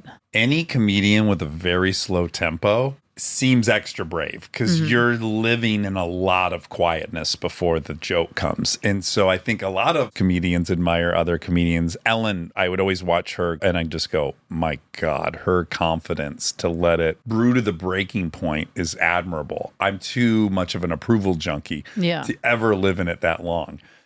So I think there's that. Other comedians admiring the confidence it takes to have the tempo you have and a few other comedians have had. I do think there's another layer which is gender-based. I'm a fan and I agree. I do think there's a sense of confidence and you don't need approval. And I don't know if you need approval or not, but it comes off as if you don't. And yeah, we're all walking around like the way to be a successful woman is to gain everyone's approval, which is fucked up, but that's what we're ingrained to believe. And then to see someone who's successful, funny, great, and doesn't necessarily, and also specifically male approval, it's like, yes, I want that. I want to be that. I mean, I can't act like I don't enjoy approval. I know. I mean, you're a person. Yeah. I love having good shows and I like when people tell me I did a good job with stuff. But I also go back to my mother. She raised me like if anyone has a problem with you, tell them to go to hell. Yeah. And it's hard when you hear that your whole life to shake it. I remember she was at the gym. My mother was very beautiful, and not that you have to be beautiful for someone to flirt with you. Never heard. Yeah, it doesn't hurt.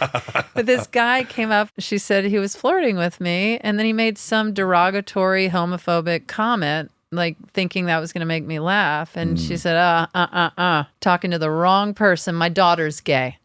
You know? Yeah. Like just stopped it right there. Wrong person, buddy. Turn around. Yeah, go right to hell. And so it's kind of like what you're saying when you're dating, the sweet spot with the gas, how far people should go to hell and when to tell them to go to hell. And, Yeah. And does everyone need to go to hell? right. I am a patient person and I don't fly off the handle easily. And I try and give people the benefit of the doubt, you know, if they're not calling back or something's delayed or they're late. to You're the- compassionate. Yeah, I try and think, okay, hopefully they're not in a car accident. Hopefully something didn't happen. Their mom didn't just die. Right. And it might be because I went through that Yes. stuff where I'm like, a lot of things can happen in a second. And so I do have that in me. But then when it does get to a point, they can go straight to hell. Sure. And I probably carry that on stage with me. I carry it everywhere. Not that I'm right or that I'm good at what I'm doing or that I'm the best or any of that. So I have a good dose of go to hell as well. And I delineate between who deserves to go to hell. Not as like,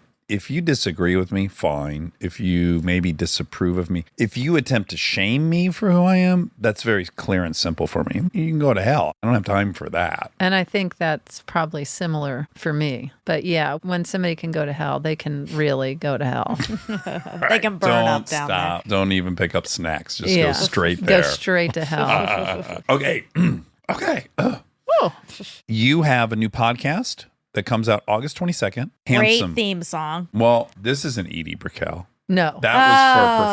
Professor. No. No. No, that's long gone. Is it annoying that you've been in the podcast game for so long and then everyone finally joined? You can be honest. No, I don't Okay. care. Okay, Yeah. great. Some people are annoyed. I understand. Yeah, it's like a child being born. There's a podcast born every minute. There's so many similar bands. There's so many similar documentaries. There's Books. similar books. There's space. And people have personalities that they bring to it that make it different. But yeah, I was an early podcaster. You've been at it for like 13 years maybe or more? Yeah, I still have a show called Don't Ask Tig. And that's what Edie Brickell wrote the theme song for. And then I am on a hiatus from my other podcast that is actually about documentaries. So Handsome, which is brand new, hasn't started yet. It's you and Fortune Feemster. Now, is she the Fortune I met when doing the Chelsea Lately show? Yes, She was a writer on there and a performer. a performer. Yes. She's so funny. Yes, incredible. Stand up, sketch, improv. Yeah, she's a machine. Yeah. And Mae Martin. Mae Martin is a stand-up from Toronto who lived in England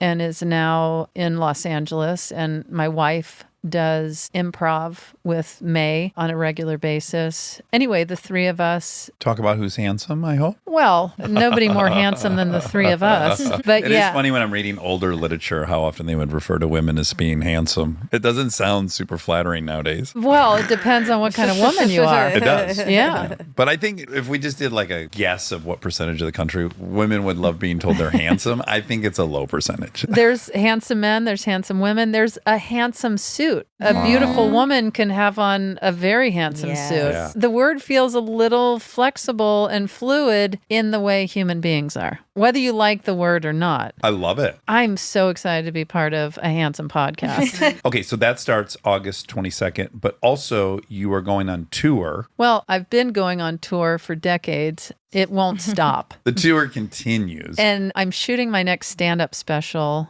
in Brooklyn, November 4th, King's Theater. So you'll be shooting a new stand-up special there. That's right. Okay, and tickets and tour info is at tignotaro.com, TIGNOTARO.com. Tig, this was delightful, as was probably palpable at the beginning. My wife is in love with you. Your wife is a joy and was so fun to work with, even though our project disintegrated. Well, let's be honest. It went the way that 99% of projects go. Yes. There still might be life for it. Nope. I know. Dead. But it was very fun to work with her. All you can do is have fun while you're making the shit or trying to make the shit, because who knows what happens after that. Could you pronounce your birth name for me? Mathilde. And then your brother's got a great name too. He's Renaud? Renaud. Renaud. Ooh. Renaud. And hit me with your name again? Tig. Well, the birth one. Mathilde. But it's spelled Mathilde. Yeah. O'Callaghan. O'Callahan. O'Callahan. There's a G in there. What a fucking name. I know. O'Callahan. Yeah. Notaro. And then we were just like, let's just name our kids Max and Finn. There you go. Easy. I want you to go back to this full birth name and release a product worthy of it. I don't know if it's a really high-end salt, like from the Caspian Sea or something, but this is a great full name for a really high-end. Mathilde O'Callahan Notaro. Yes. The O'Callahan's a big left turn. You're like, I'm not wait, going to is this a sell barbecue any of my rub? salt. None of my salt. Okay. Tig, what a pleasure. I hope we see you again soon. Good luck with everything. I really appreciate it. Again, Handsome. It premieres on the 22nd. So go follow our socials as well as sign up or whatever. Follow the show. Subscribe. Thought I was in the podcasting business forever. No, you're not showing that. Yeah, I No. know. You seem like you're dipping one toe into the water. I'm sorry. Like and subscribe. And then we will start talking into your ears on the 22nd. Handsome Podcast. Yeah. All right. Stay tuned for the fact check so you can hear all the facts that were wrong. Who's this purple truck out there? Your jacked up purple truck. I wish That you would be try. so great. Yeah. Bobby Wob started driving a big jacked up 4x4. So great. So off brand. It mixed messies. There was a Wobby Wob sighting yesterday. Happy birthday to... I started too high. Happy birthday to you. Happy birthday to you. Happy birthday. Most people don't take a breath in the middle of it. Happy to Monica. Happy birthday to you. Still too high. That's an Easter egg for an upcoming Oh, episode. it is. I got confused that it was from a previous one. No, upcoming. It's kind of ruined like I had to sing happy birthday last night to a friend and I couldn't You were help. super conscious of the Yeah. tempo. That's an Easter egg, so stay tuned. Stay tuned. Also, should I unveil the world's grossest song that I invented some 20 years ago? Yes. Okay. Trigger warning. Also, don't be eating when I sing this. It's so embarrassing. It's so embarrassing to make you puke. Right. Somehow on the ride home from Seattle one time in the car, I made this song up with Brie. And this is an alternative birthday song. So it goes, happy birthday to you. Happy birthday to me. Happy birthday to he and she. Happy birthday to the world. Yeah. Oh, God, I almost myself throw up. But okay, this is funny. Of all the things that almost make you throw up, I'm surprised it's that. It doesn't bother me that much. It doesn't. No, I mean, I think it's so funny. self-indulgent. It's happy birthday to me. But I'm not Happy birthday singing to it. he and she. I know, but It would be gross if I sang it on my own birthday. No. But you're singing it, you know? Right? it's just really weird. Presumably it's someone's birthday, but you're saying happy birthday to you. Happy Yeah. birthday to me. Happy birthday to he and she. Wait, why is it about he and she and me? And I now happy see. birthday to the world. Oh, it's kind of like taking away from the person. Absolutely. It was a throwaway at the top. Like happy birthday. Now it's about happy birthday. And that's when it really gets jazzy, when it's about me, Okay. he and she. Yeah, it does. It's terrible. I thought you invented that on your own birthday. It's about But yeah, yourself. that would be very normal for us to be driving home from Seattle on my birthday because at the end of a Christmas break. So that's certainly why happy birthday was on the mind Okay. and how this song got created. Okay. I think There's it's a lot of great songs came out of those trips home. Another you want to hear one more famous one? Sure. We were driving with our friend and her daughter. And her daughter farted, and I said, "You got to squeeze your cheeks." And then I came up with this song. You ready? Don't look at me, or I'll just I'll cover my eyes. Squeeze your cheeks, The American way. Wow. Uh-huh. Wow. Okay. Squeeze your cheeks. Yep, Squeeze your cheeks. yeah. The American way. Yeah, we heard it. Yeah, that to me is worse. That's the one that makes you want to throw That up. one's worse. Oh, wow. Yeah. Oh, no, that one I like. Like, that one I would stand on the stage and sing. Oh. Yeah. Oh, God. Squeeze your cheeks. Squeeze your cheeks. Okay. All right. Happy birthday. Thanks. You're welcome. Thank you. Big day. 3 times 3. I mean, 3 times 2. Ooh, 3 times 3. Then I'd be 90. That's my 39th. Yes. 3 squared. We're 3 years away from that. Will you refer to yourself as 3 squared when you're 39? I should. I got to tell you something. Okay. Started watching a doc. Okay. This Untold series. It's great. God, are they good? And I don't think, to my knowledge, have they ever done a multiple episode one. But they just dropped one. Okay. And it's about the Florida Gators. Oh, uh-oh. Like 06, 07. Look at Stern. Look, I'm an angry little mouse on my birthday. They're my Sick 'em. nemesis. Sick 'em. They're an enemy, just like Roll Tide. Yes. Well, it's a great, incredible docuseries, and it has gotten me very excited for college football for the first time in my life.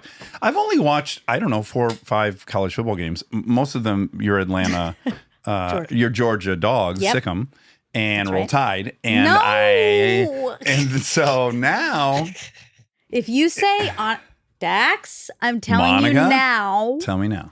if you start rooting for the Gators, like we really are going to have a problem. I'm not going to root for the Gators, good. but it's what an incredible journey they took. And This is like Tim Tebow time. yes, which I didn't even Yeah. know. Here's what I knew about Tim Tebow. I knew that there was a spell during, I don't know how many seasons ago, 5, 6 seasons ago in the NFL where everyone was obsessed with this Tim Tebow guy. I'm like, who is he? Oh, he prays after every play. That, of course, for me was a little... He's very religious, yeah. Yeah, it's just like praying after every play. And maybe that was an exaggeration, but whatever. I was like, you know what? Go to church, do your thing. I'm not holding AA meetings in the middle of my whatever. Well, yeah, I'm gonna piss it's people his off. prerogative. He can That's true. pray. If you can protest stuff, which I do support. Yeah, he So can do It was stand his like corrected. touchdown dance was praying. Oh, it was? Something like that. That yeah. feels like it's out of The You're Simpsons. making that. Now, you guys, everyone's now Hold getting on. way off. I don't think it was base. every play. You don't have time for that. You've got like I think he is very. It's Oh, a yeah, thing. he's super religious. Yeah. I'm going to redeem myself. If you're a Christian and you've just turned it off and screamed at me, hold on a second. So I was a little judgmental. Come back. Come back. Come back. I was a little... Judgmental. It's okay to admit that. You change your mind. Yes. I don't... Oh, now I'm going to go on a tangent. You know, I watched a lot of boxing growing up. And then when they would win, they would say God let them win. And I thought, well, but then you're saying God made the other person lose? I don't like it. Anyways, okay, forget that. That's all I knew about Tim Tebow. Okay. Now I watch this doc. Okay. I love Tim Tebow. No, Listen. that's not. Hold on. Don't worry. He's not playing for the Gators anymore. I don't like him at all. I Okay, now hate you don't him, even like... actually. Well, maybe I no, don't. we you don't, never have. No. You don't see eye to eye. Not because he prays after every play, but he's a jackass. Oh my gosh, careful. Oh my I God. said it. Well, hold on. We played him. It wasn't like we crossed over Yes. when I was there. Well, they rolled right over the Okay, dog. well, I'm just saying they went under. I'm sorry. Forget that. That's not the point. It's my birthday, okay? Happy birthday. Wow. So, okay, he was entirely homeschooled. I know. Like, never ever went to a school. He worked on this farm. He's enormous, right? He's a big farm boy. Think of going from never being at a school to showing up at the University of Florida in the swamp with, I don't know how many students they have, 10,000. It's enormous. It's a big school, yeah. Big school, and they're More than all 10,000. so excited he's there because he's like the top recruit out of high school that year. Yeah. So he goes from no classmates ever to 10,000 that are obsessed with him. What a bizarre, like that's just worth, like talk about a light switch. Yeah. He immediately befriends the absolute last person you would think he would befriend on the team. This guy Styler. I Okay. think that's his name. Harry Styles. Harry Styles. Brendan Styles. He was the defensive, huge star, kind of leader of the team. And this dude's hardcore. Okay. He's not praying after everything. He's banging beers back at night. And Tebow's like, I want to hang out with you because you're the fiercest person on this team. And those two start working out in a manner that no one was ready for. And they become bros because they're so hell-bent on being good. Okay. And you cannot help but like this guy. He works so hard, impossibly hard. It just made me really excited for college football for the first time. Well, ever. I'm excited for me, that you like it. Yeah. We'll watch some games together this season. Yeah. Maybe you'll get so into it, and maybe we'll go back to the national championship. Probably. Knock on Although wood. they get Will you rid of knock on wood? that 36-year-old, I'll knock on wood. Yeah, happy birthday. That 36-year-old quarterback, he's got to be gone now, though, isn't he? He's not 36. What is he? 32? No, he's still in his Is it his 36th 20s. birthday? No, he's great. He's gone, though, right? I think. I don't know. I have a lot to ask my friend Robbie. Yeah, he's kind of your... He's my go-to. I have to ask him about who the quarterback is. I have to ask why exactly we hate Yeah, Tim you got to get some Tebow. details on. Yeah, that 'cause makes sense. There's Some clarification. There are reasons other than the fact that they beat us. Yeah. He's just very Florida. Mm-hmm. We hate Florida. I love Disney World, but I hate the Gators. Okay. Okay, I'm that's fair. on record saying that. Yeah. Sorry to all our armchair Gators. I love you guys. Yes. But I hate the Gators. Okay. Everyone loves their team. I'm a It's kind of hater. great. I don't really have any feelings towards the Bruins. So I guess I'm like the worst of the worst. UCLA, well, you have positive feelings about having gone there. Fucking love the school. Yeah. I just don't have that like... But that's I because don't like... I guess if I see they're in the Final Four or whatever, I'll be happy, I guess. But Right. I'm not... They're not like you with the dog. Sick 'em. sick 'em. You know? But the thing is, UCLA isn't, even though they have good sports, Yeah. it's not a school that rallies around the sports. There's no tailgating really, like in parking lots maybe. Well, It's not the I will tell you the same. best thing about the Bruin games Yeah. is they're in Pasadena at the Rose Bowl. And you park on the golf course. I know, but It's then a great place to But hang. then you have to drive from the campus to Pasadena. It's like Oh, none yeah, of this that's is not conducive. good Yeah. for college students. You're right. You need to be able to stumble home blindly drunk. Yes, and stop by Chippers Bourbon to Street get a on the burger. way. Oh, they have a Bourbon Street in. Yeah, it's called Bourbon Street. It was a bar. That was the name of the bar. Yeah, it was the bar back then. I don't know if it's still there, where freshmen could get in, where like you could use a sort of dumb Shady looking ID, ID okay. and still get in. And that is where my first main drink was amaretto sour. Wow. Yeah. Right. We drank so many amaretto sours at Bourbon Street. That sounds It's a little disgusting. too sweet. Yeah, It's now like drinking licorice or something. I can't even imagine having an amaretto sour now. Okay. But yeah, I guess what I'm saying is UCLA is more known for its academics over its sports, even though, again, they have good sports, but it's not, the school doesn't rally. Yeah, but I just we would have to fact check. I think UCLA does have more championships than most other I schools. said they have good sports. Okay. But the school itself is not It's not sports garnering. first. Yeah. Yeah, like University of Florida is Gators first. It is. You go there because you love the Gators, I think. Exactly. And they actually, I got in a fight with someone because it's actually, certain degrees are really good there. Okay. They have good programs. Sure. I don't want to, It's a I hate university. them still. But, Yeah. and I got in a fight with someone about that because I was like, there's no way. Like, there's absolutely no way. Everyone there is stupid. Let me guess. I'm going to guess what it was they were saying they have a great department of. Physio. It's not athletics, actually. No, physical therapy. Right, which I connect those Also, two. they invented Gatorade. They did? That's where Gatorade comes from. That's why it's called Gatorade. Oh, I didn't know. I can't drink that. Yeah, well, I've been drinking it. you have. Damn it. I'm drinking Well, it's it hard. very sugary, so Well, it they do makes have a sense. zero. They got one. I don't know if it's called zero. It's but better they if you drink Element. Anyway. Anywho, yeah, agreed. So I got in a fight. It wasn't PT, I don't think, although maybe they have a good PT program, but Georgia has a great PT program, I know, because I have 2 PT friends three PT friends that came out of there, and they're the best of the best. So I don't remember what it was, but I remember I got in a fight because Yeah. I was like, there's no way. Everyone there is a Well, hold on. dum-dum. No. But it's not true. I know. All this is very timely though, because doesn't the season must start really soon? Yeah. What's the first I gotta Georgia ask game? Robbie. Oh, okay. We gotta get Robbie on the phone. He'd be a great guest. Starts Saturday.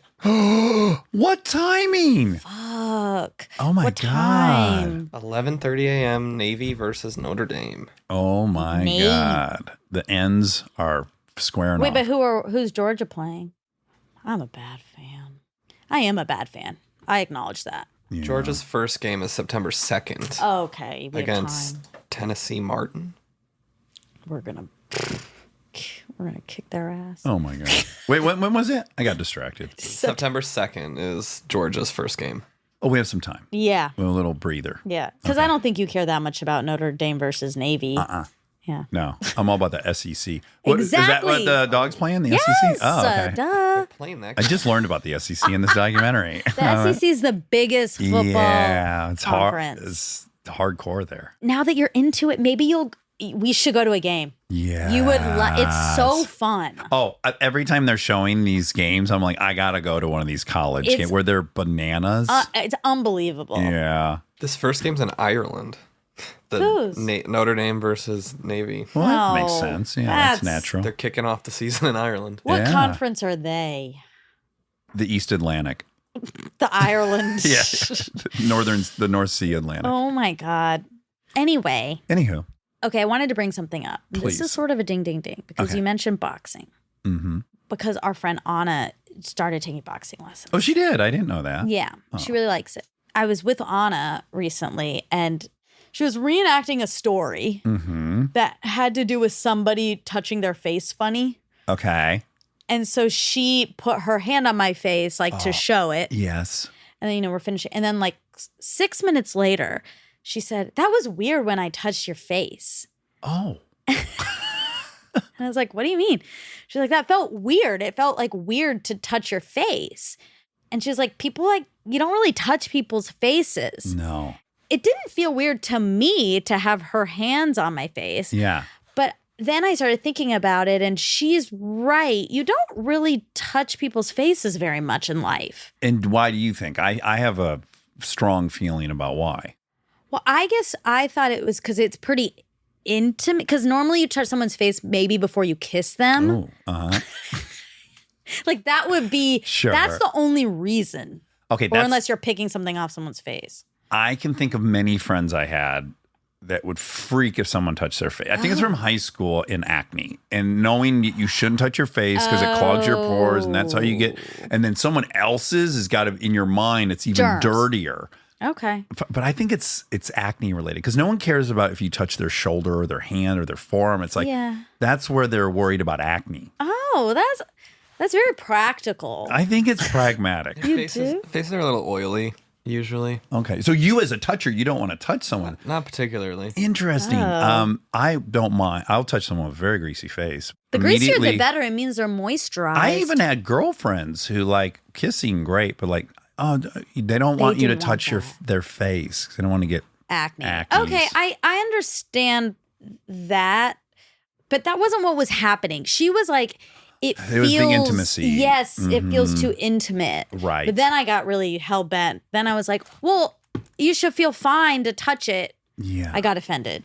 Well, then I kept trying to touch her face. Oh, and how did she feel about She that? hated She it. hated it. Yeah. Okay. But okay. I did do Well, it. that's what happened in that 6 minutes. She just had a moment where she thought, would I like that if Monica had done that to me? No. I guess, but she didn't herself. She felt weird, like the feeling of the her, tactile- her hand on my. When she said it, I was like, yeah, I guess, and I was like, but it's fine. She's like, yeah, like she really didn't like it, and then I was like, well, okay, Okay. And then you felt like you were gross. yes, and then she said, no, it's soft. yeah, it's beautiful. And then she starts kissing you. No, soft. I really like it. Yeah, I think acne's a great hypothesis theory, Yeah. but I think also it's just very intimate. I think you're really only touching someone's face in a very romantic situation or Or sexual family situation, member. like a baby member, Yeah, my children. right? Yeah. Not like my mom. Oh, I always caress my mom's face. You do? No. Oh, No, I no, mean, no, you no. might. You're close with your mom. You guys are affectionate. Hey. Bad way. You just hug a lot, and Sure, it's like sure. you're her husband. I knew that was the subtext. That's exactly why I was pausing you. No, you do hug her. Yes. It's really nice. Yeah, she's my girl. And she hugs your sister. You guys, it's We're a a huggy snuggly family. Yeah. Yeah, I hug my sister every time I see her. So I could see face touching. Well, being no, in- that you're right. It's very intimate. I would never touch my dad's face.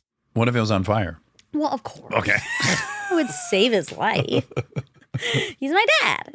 He hasn't called me yet. He hasn't? Mm-mm. Are you upset? I'm not upset, but I wonder what's going on. I think He doesn't know the date. No, That's he what's does. going I on. think he. Well, surely your I think Normie was like, don't She forget. called. And I'm sure she said to a show, hey, don't forget, it's Monica's birthday. She'll say it when he gets home from work, I guess. But I think he's scared to know when. When the right time to call is? Yeah. Oh, like he thinks you're at work. He doesn't want to bother you. And if I answer and I'm Well- like, Dad, I'm at work. Like he doesn't. Well, feel Right. bad. Because that, yeah. I wonder why he's scared to call you. Can't imagine. Dad, why are you calling me right now? You know I'm at work. I love you. Oh. I know. I do love him. I do. Love him a lot. Oh, Lordy. Yeah. Okay. Well, Oh, I have one thing. Jessica_Prescott was nice enough to solve the thing I'm always trying to say about the cafeteria I'm convinced your mother likes. And I always say loves or lovey. Lubbies. LUBY_S. Lubbies. That's the cafeteria I'm thinking that your mom likes. Well, it's I'm not. gonna call her. I'm calling her right now. No, Yes. she can't. She's at the She's taking a doctor shit. with my grandma, and my grandpa. Well, we'll Oh, it's see. even better if your grandma's there for. No, they're like it's. I think stressful. It's not a good time. It's not Lubbies. I've never even heard of that. Okay. Let me just call her and find out. Oh my God, Dax! Happy birthday. They're gonna. She's got to answer because she has to worry. do not- But why would I call her? Exactly. I know. It's not That's fair. mean. Hi, Dax. Hi, Nermi. How are you? Good. How are you? Good. Now, I need you to answer Mom, something I'm for here me. too. Don't worry. Monica's here I'm too. safe. And of course, we're recording. But I am convinced, I have it in my mind that you like Lubby's Cafeteria, LUBY_S. Did I imagine that or do you like that? You imagine that? Yeah, I imagined knew it. Yeah, because I know. Is that's like based in Texas or something? Isn't it? I've heard about it, but it's just a typical cafeteria. I know, but Damn. Mom, you love You cafeterias. gotta speak really loud. You're Yeah, across the I room. do like cafeteria food. Monica's right about that. Yeah. Yeah. But which one do you But like? but Luby's, I've never been there or anything like that. What is your favorite of the chains of cafeterias? I mean, it used to be Morrison's. They're not even around anymore. we There's lost. so many. Morrison's. There used to be Piccadilly. Before all these buffets came into existence, it used to be cafeterias. Yes. So- All right. Well, I'm so sorry I That's it. misrepresented you. I really had it in my mind you like Lubby's. But if I probably would like it. So. I'm going to take you there. That's what's going to happen. Okay, all right. I'm inviting you to Lubby's or Luby's or whatever it is. Yeah, sounds good to me. Okay. Well, I just wanted to thank you for making Monica on this day of her birth. You're welcome. I'm Yeah. happy about that too. I would have way less money if you didn't make her. Okay, love you, Mom. Yeah. Love you. Okay, love Bye. you. All Bye. right. Bye-bye. Oh, my God. That was wonderful. She's cute. She is. I'm taking her to Lubby's. We're going to eat everything they sell. Catfish. Yes, she would eat that. She would? Yeah. Oh, she gets down. Well, she's from Savannah. Well, exactly. So Lubby's is not in the South. I think, I guess, or Texas. Will I you, think will she, you look up Lubby's? I do think she made that Texas part up. Yeah, Why would she know? It sounded very believable. I know. She's like me. Well, because of Lutenbach. No, they're in Texas. Oh my God. Lubbock, Texas. How'd she know that? Only in Texas. Okay. She was like, I've never heard of that. That's places in Texas. Lukenbach, Texas. Yeah, that was Maybe she has that in her mind. How'd she know that? Do you think it's Luby's or Lubby's? Well, how is it spelled? Lubys. Apostrophe S. I bet it's. Oh, Oh my God. there's a train outside. You want a commercial? I'll probably Yeah, say it. let's hear it. Okay. I bet it's Lubby's. Lubies is great, though, because lubricant. It's Yeah. not shipped in. It's not pre-prepared. We don't buy it somewhere else or make it somewhere else. At each Luby's cafeteria. Lubies! Lubies! She was right again. Oh, wait, did she say She say it? did. Oh. I laughed because I thought she was messing it up. For a place she didn't know.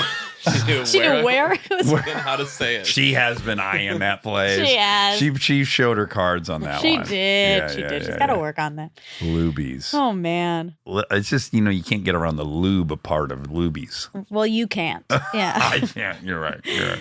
Okay. Speaking of video clips, Oh, I'm going to play one. elegant segue. Thank you. Tig brings up that there's some sort of sound thing where some people hear one thing and other people hear yeah. another thing. I Yes. found it. Okay. I'm not going to tell you. What's playing? Yes. Okay. You tell me what you hear. Okay. Oh, okay. What do you hear? Laurel. Yeah, Laurel. Like Laurel Canyon. I hear Laurel. Laurel too. But I guess some people hear Yanny. Whoa, whoa, whoa, whoa, whoa. No, no, no. Yeah. So we got to spell these things because if you're in the car and you heard that, you just heard Yanny and then you said Yanny. So they're like, what's the diff? So we're hearing L. Aurel. Yes. Like and you're- Laurel Canyon. Like Laurel and Hardy. Yep. Like Laura LeBeau. And My then sweet, sweet wife.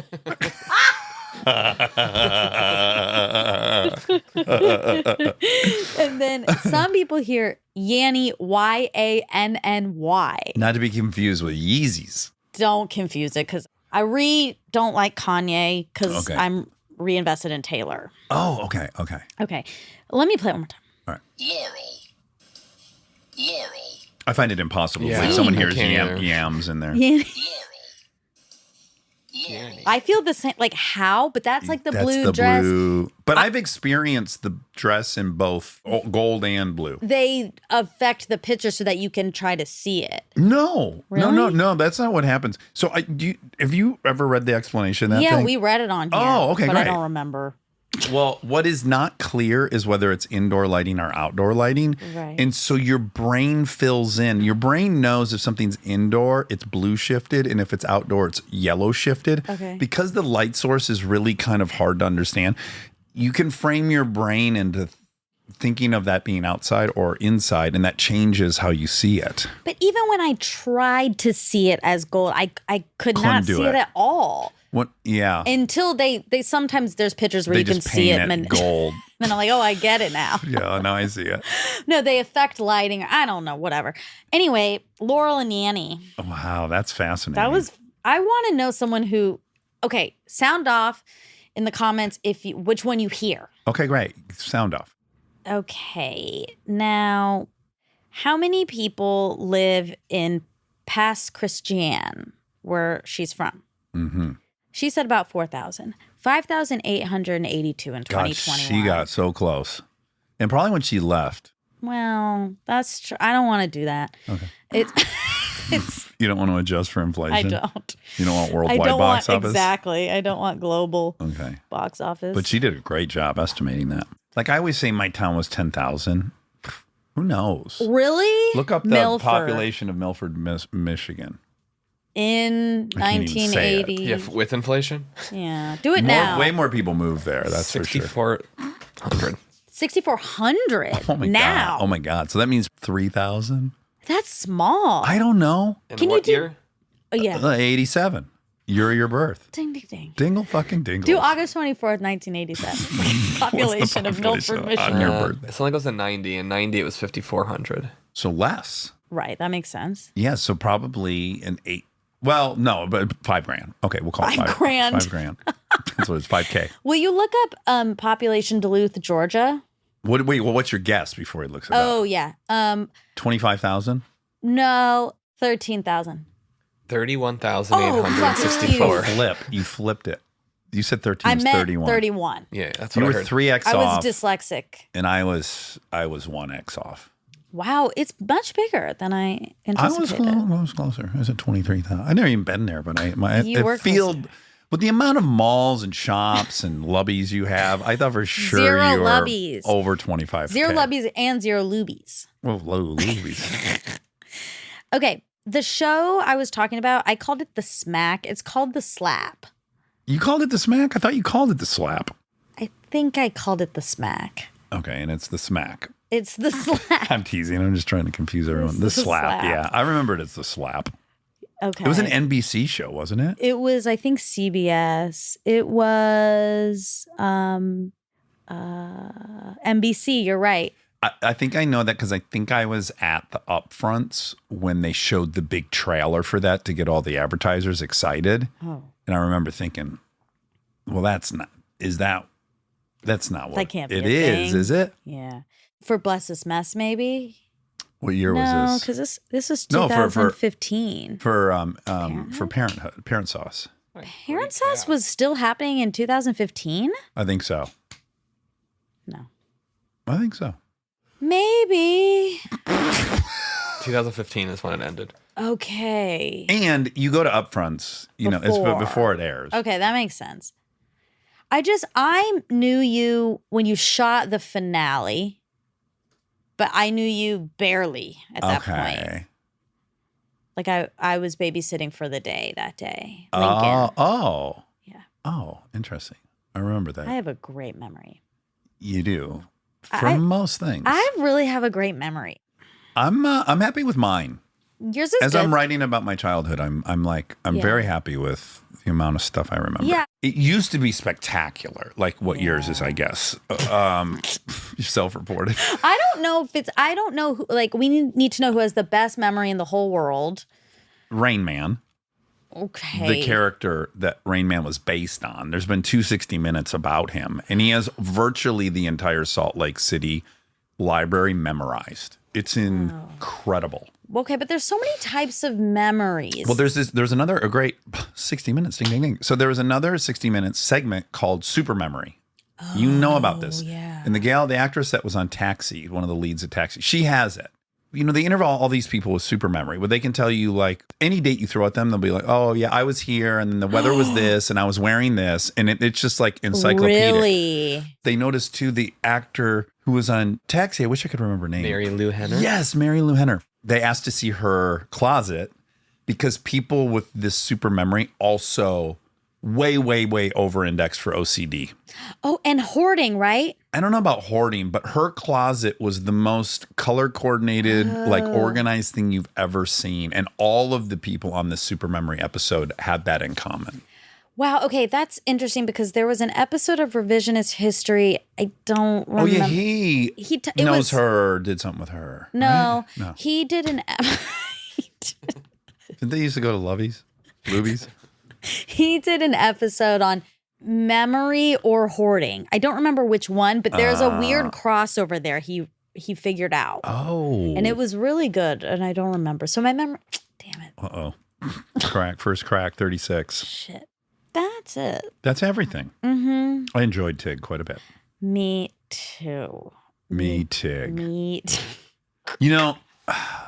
What? I'm scared, but what? It's a brag. So I don't know how to, I'm trying to reverse humble. Like I'm trying to concoct a way I can say this without sounding disgusting. Okay, try it.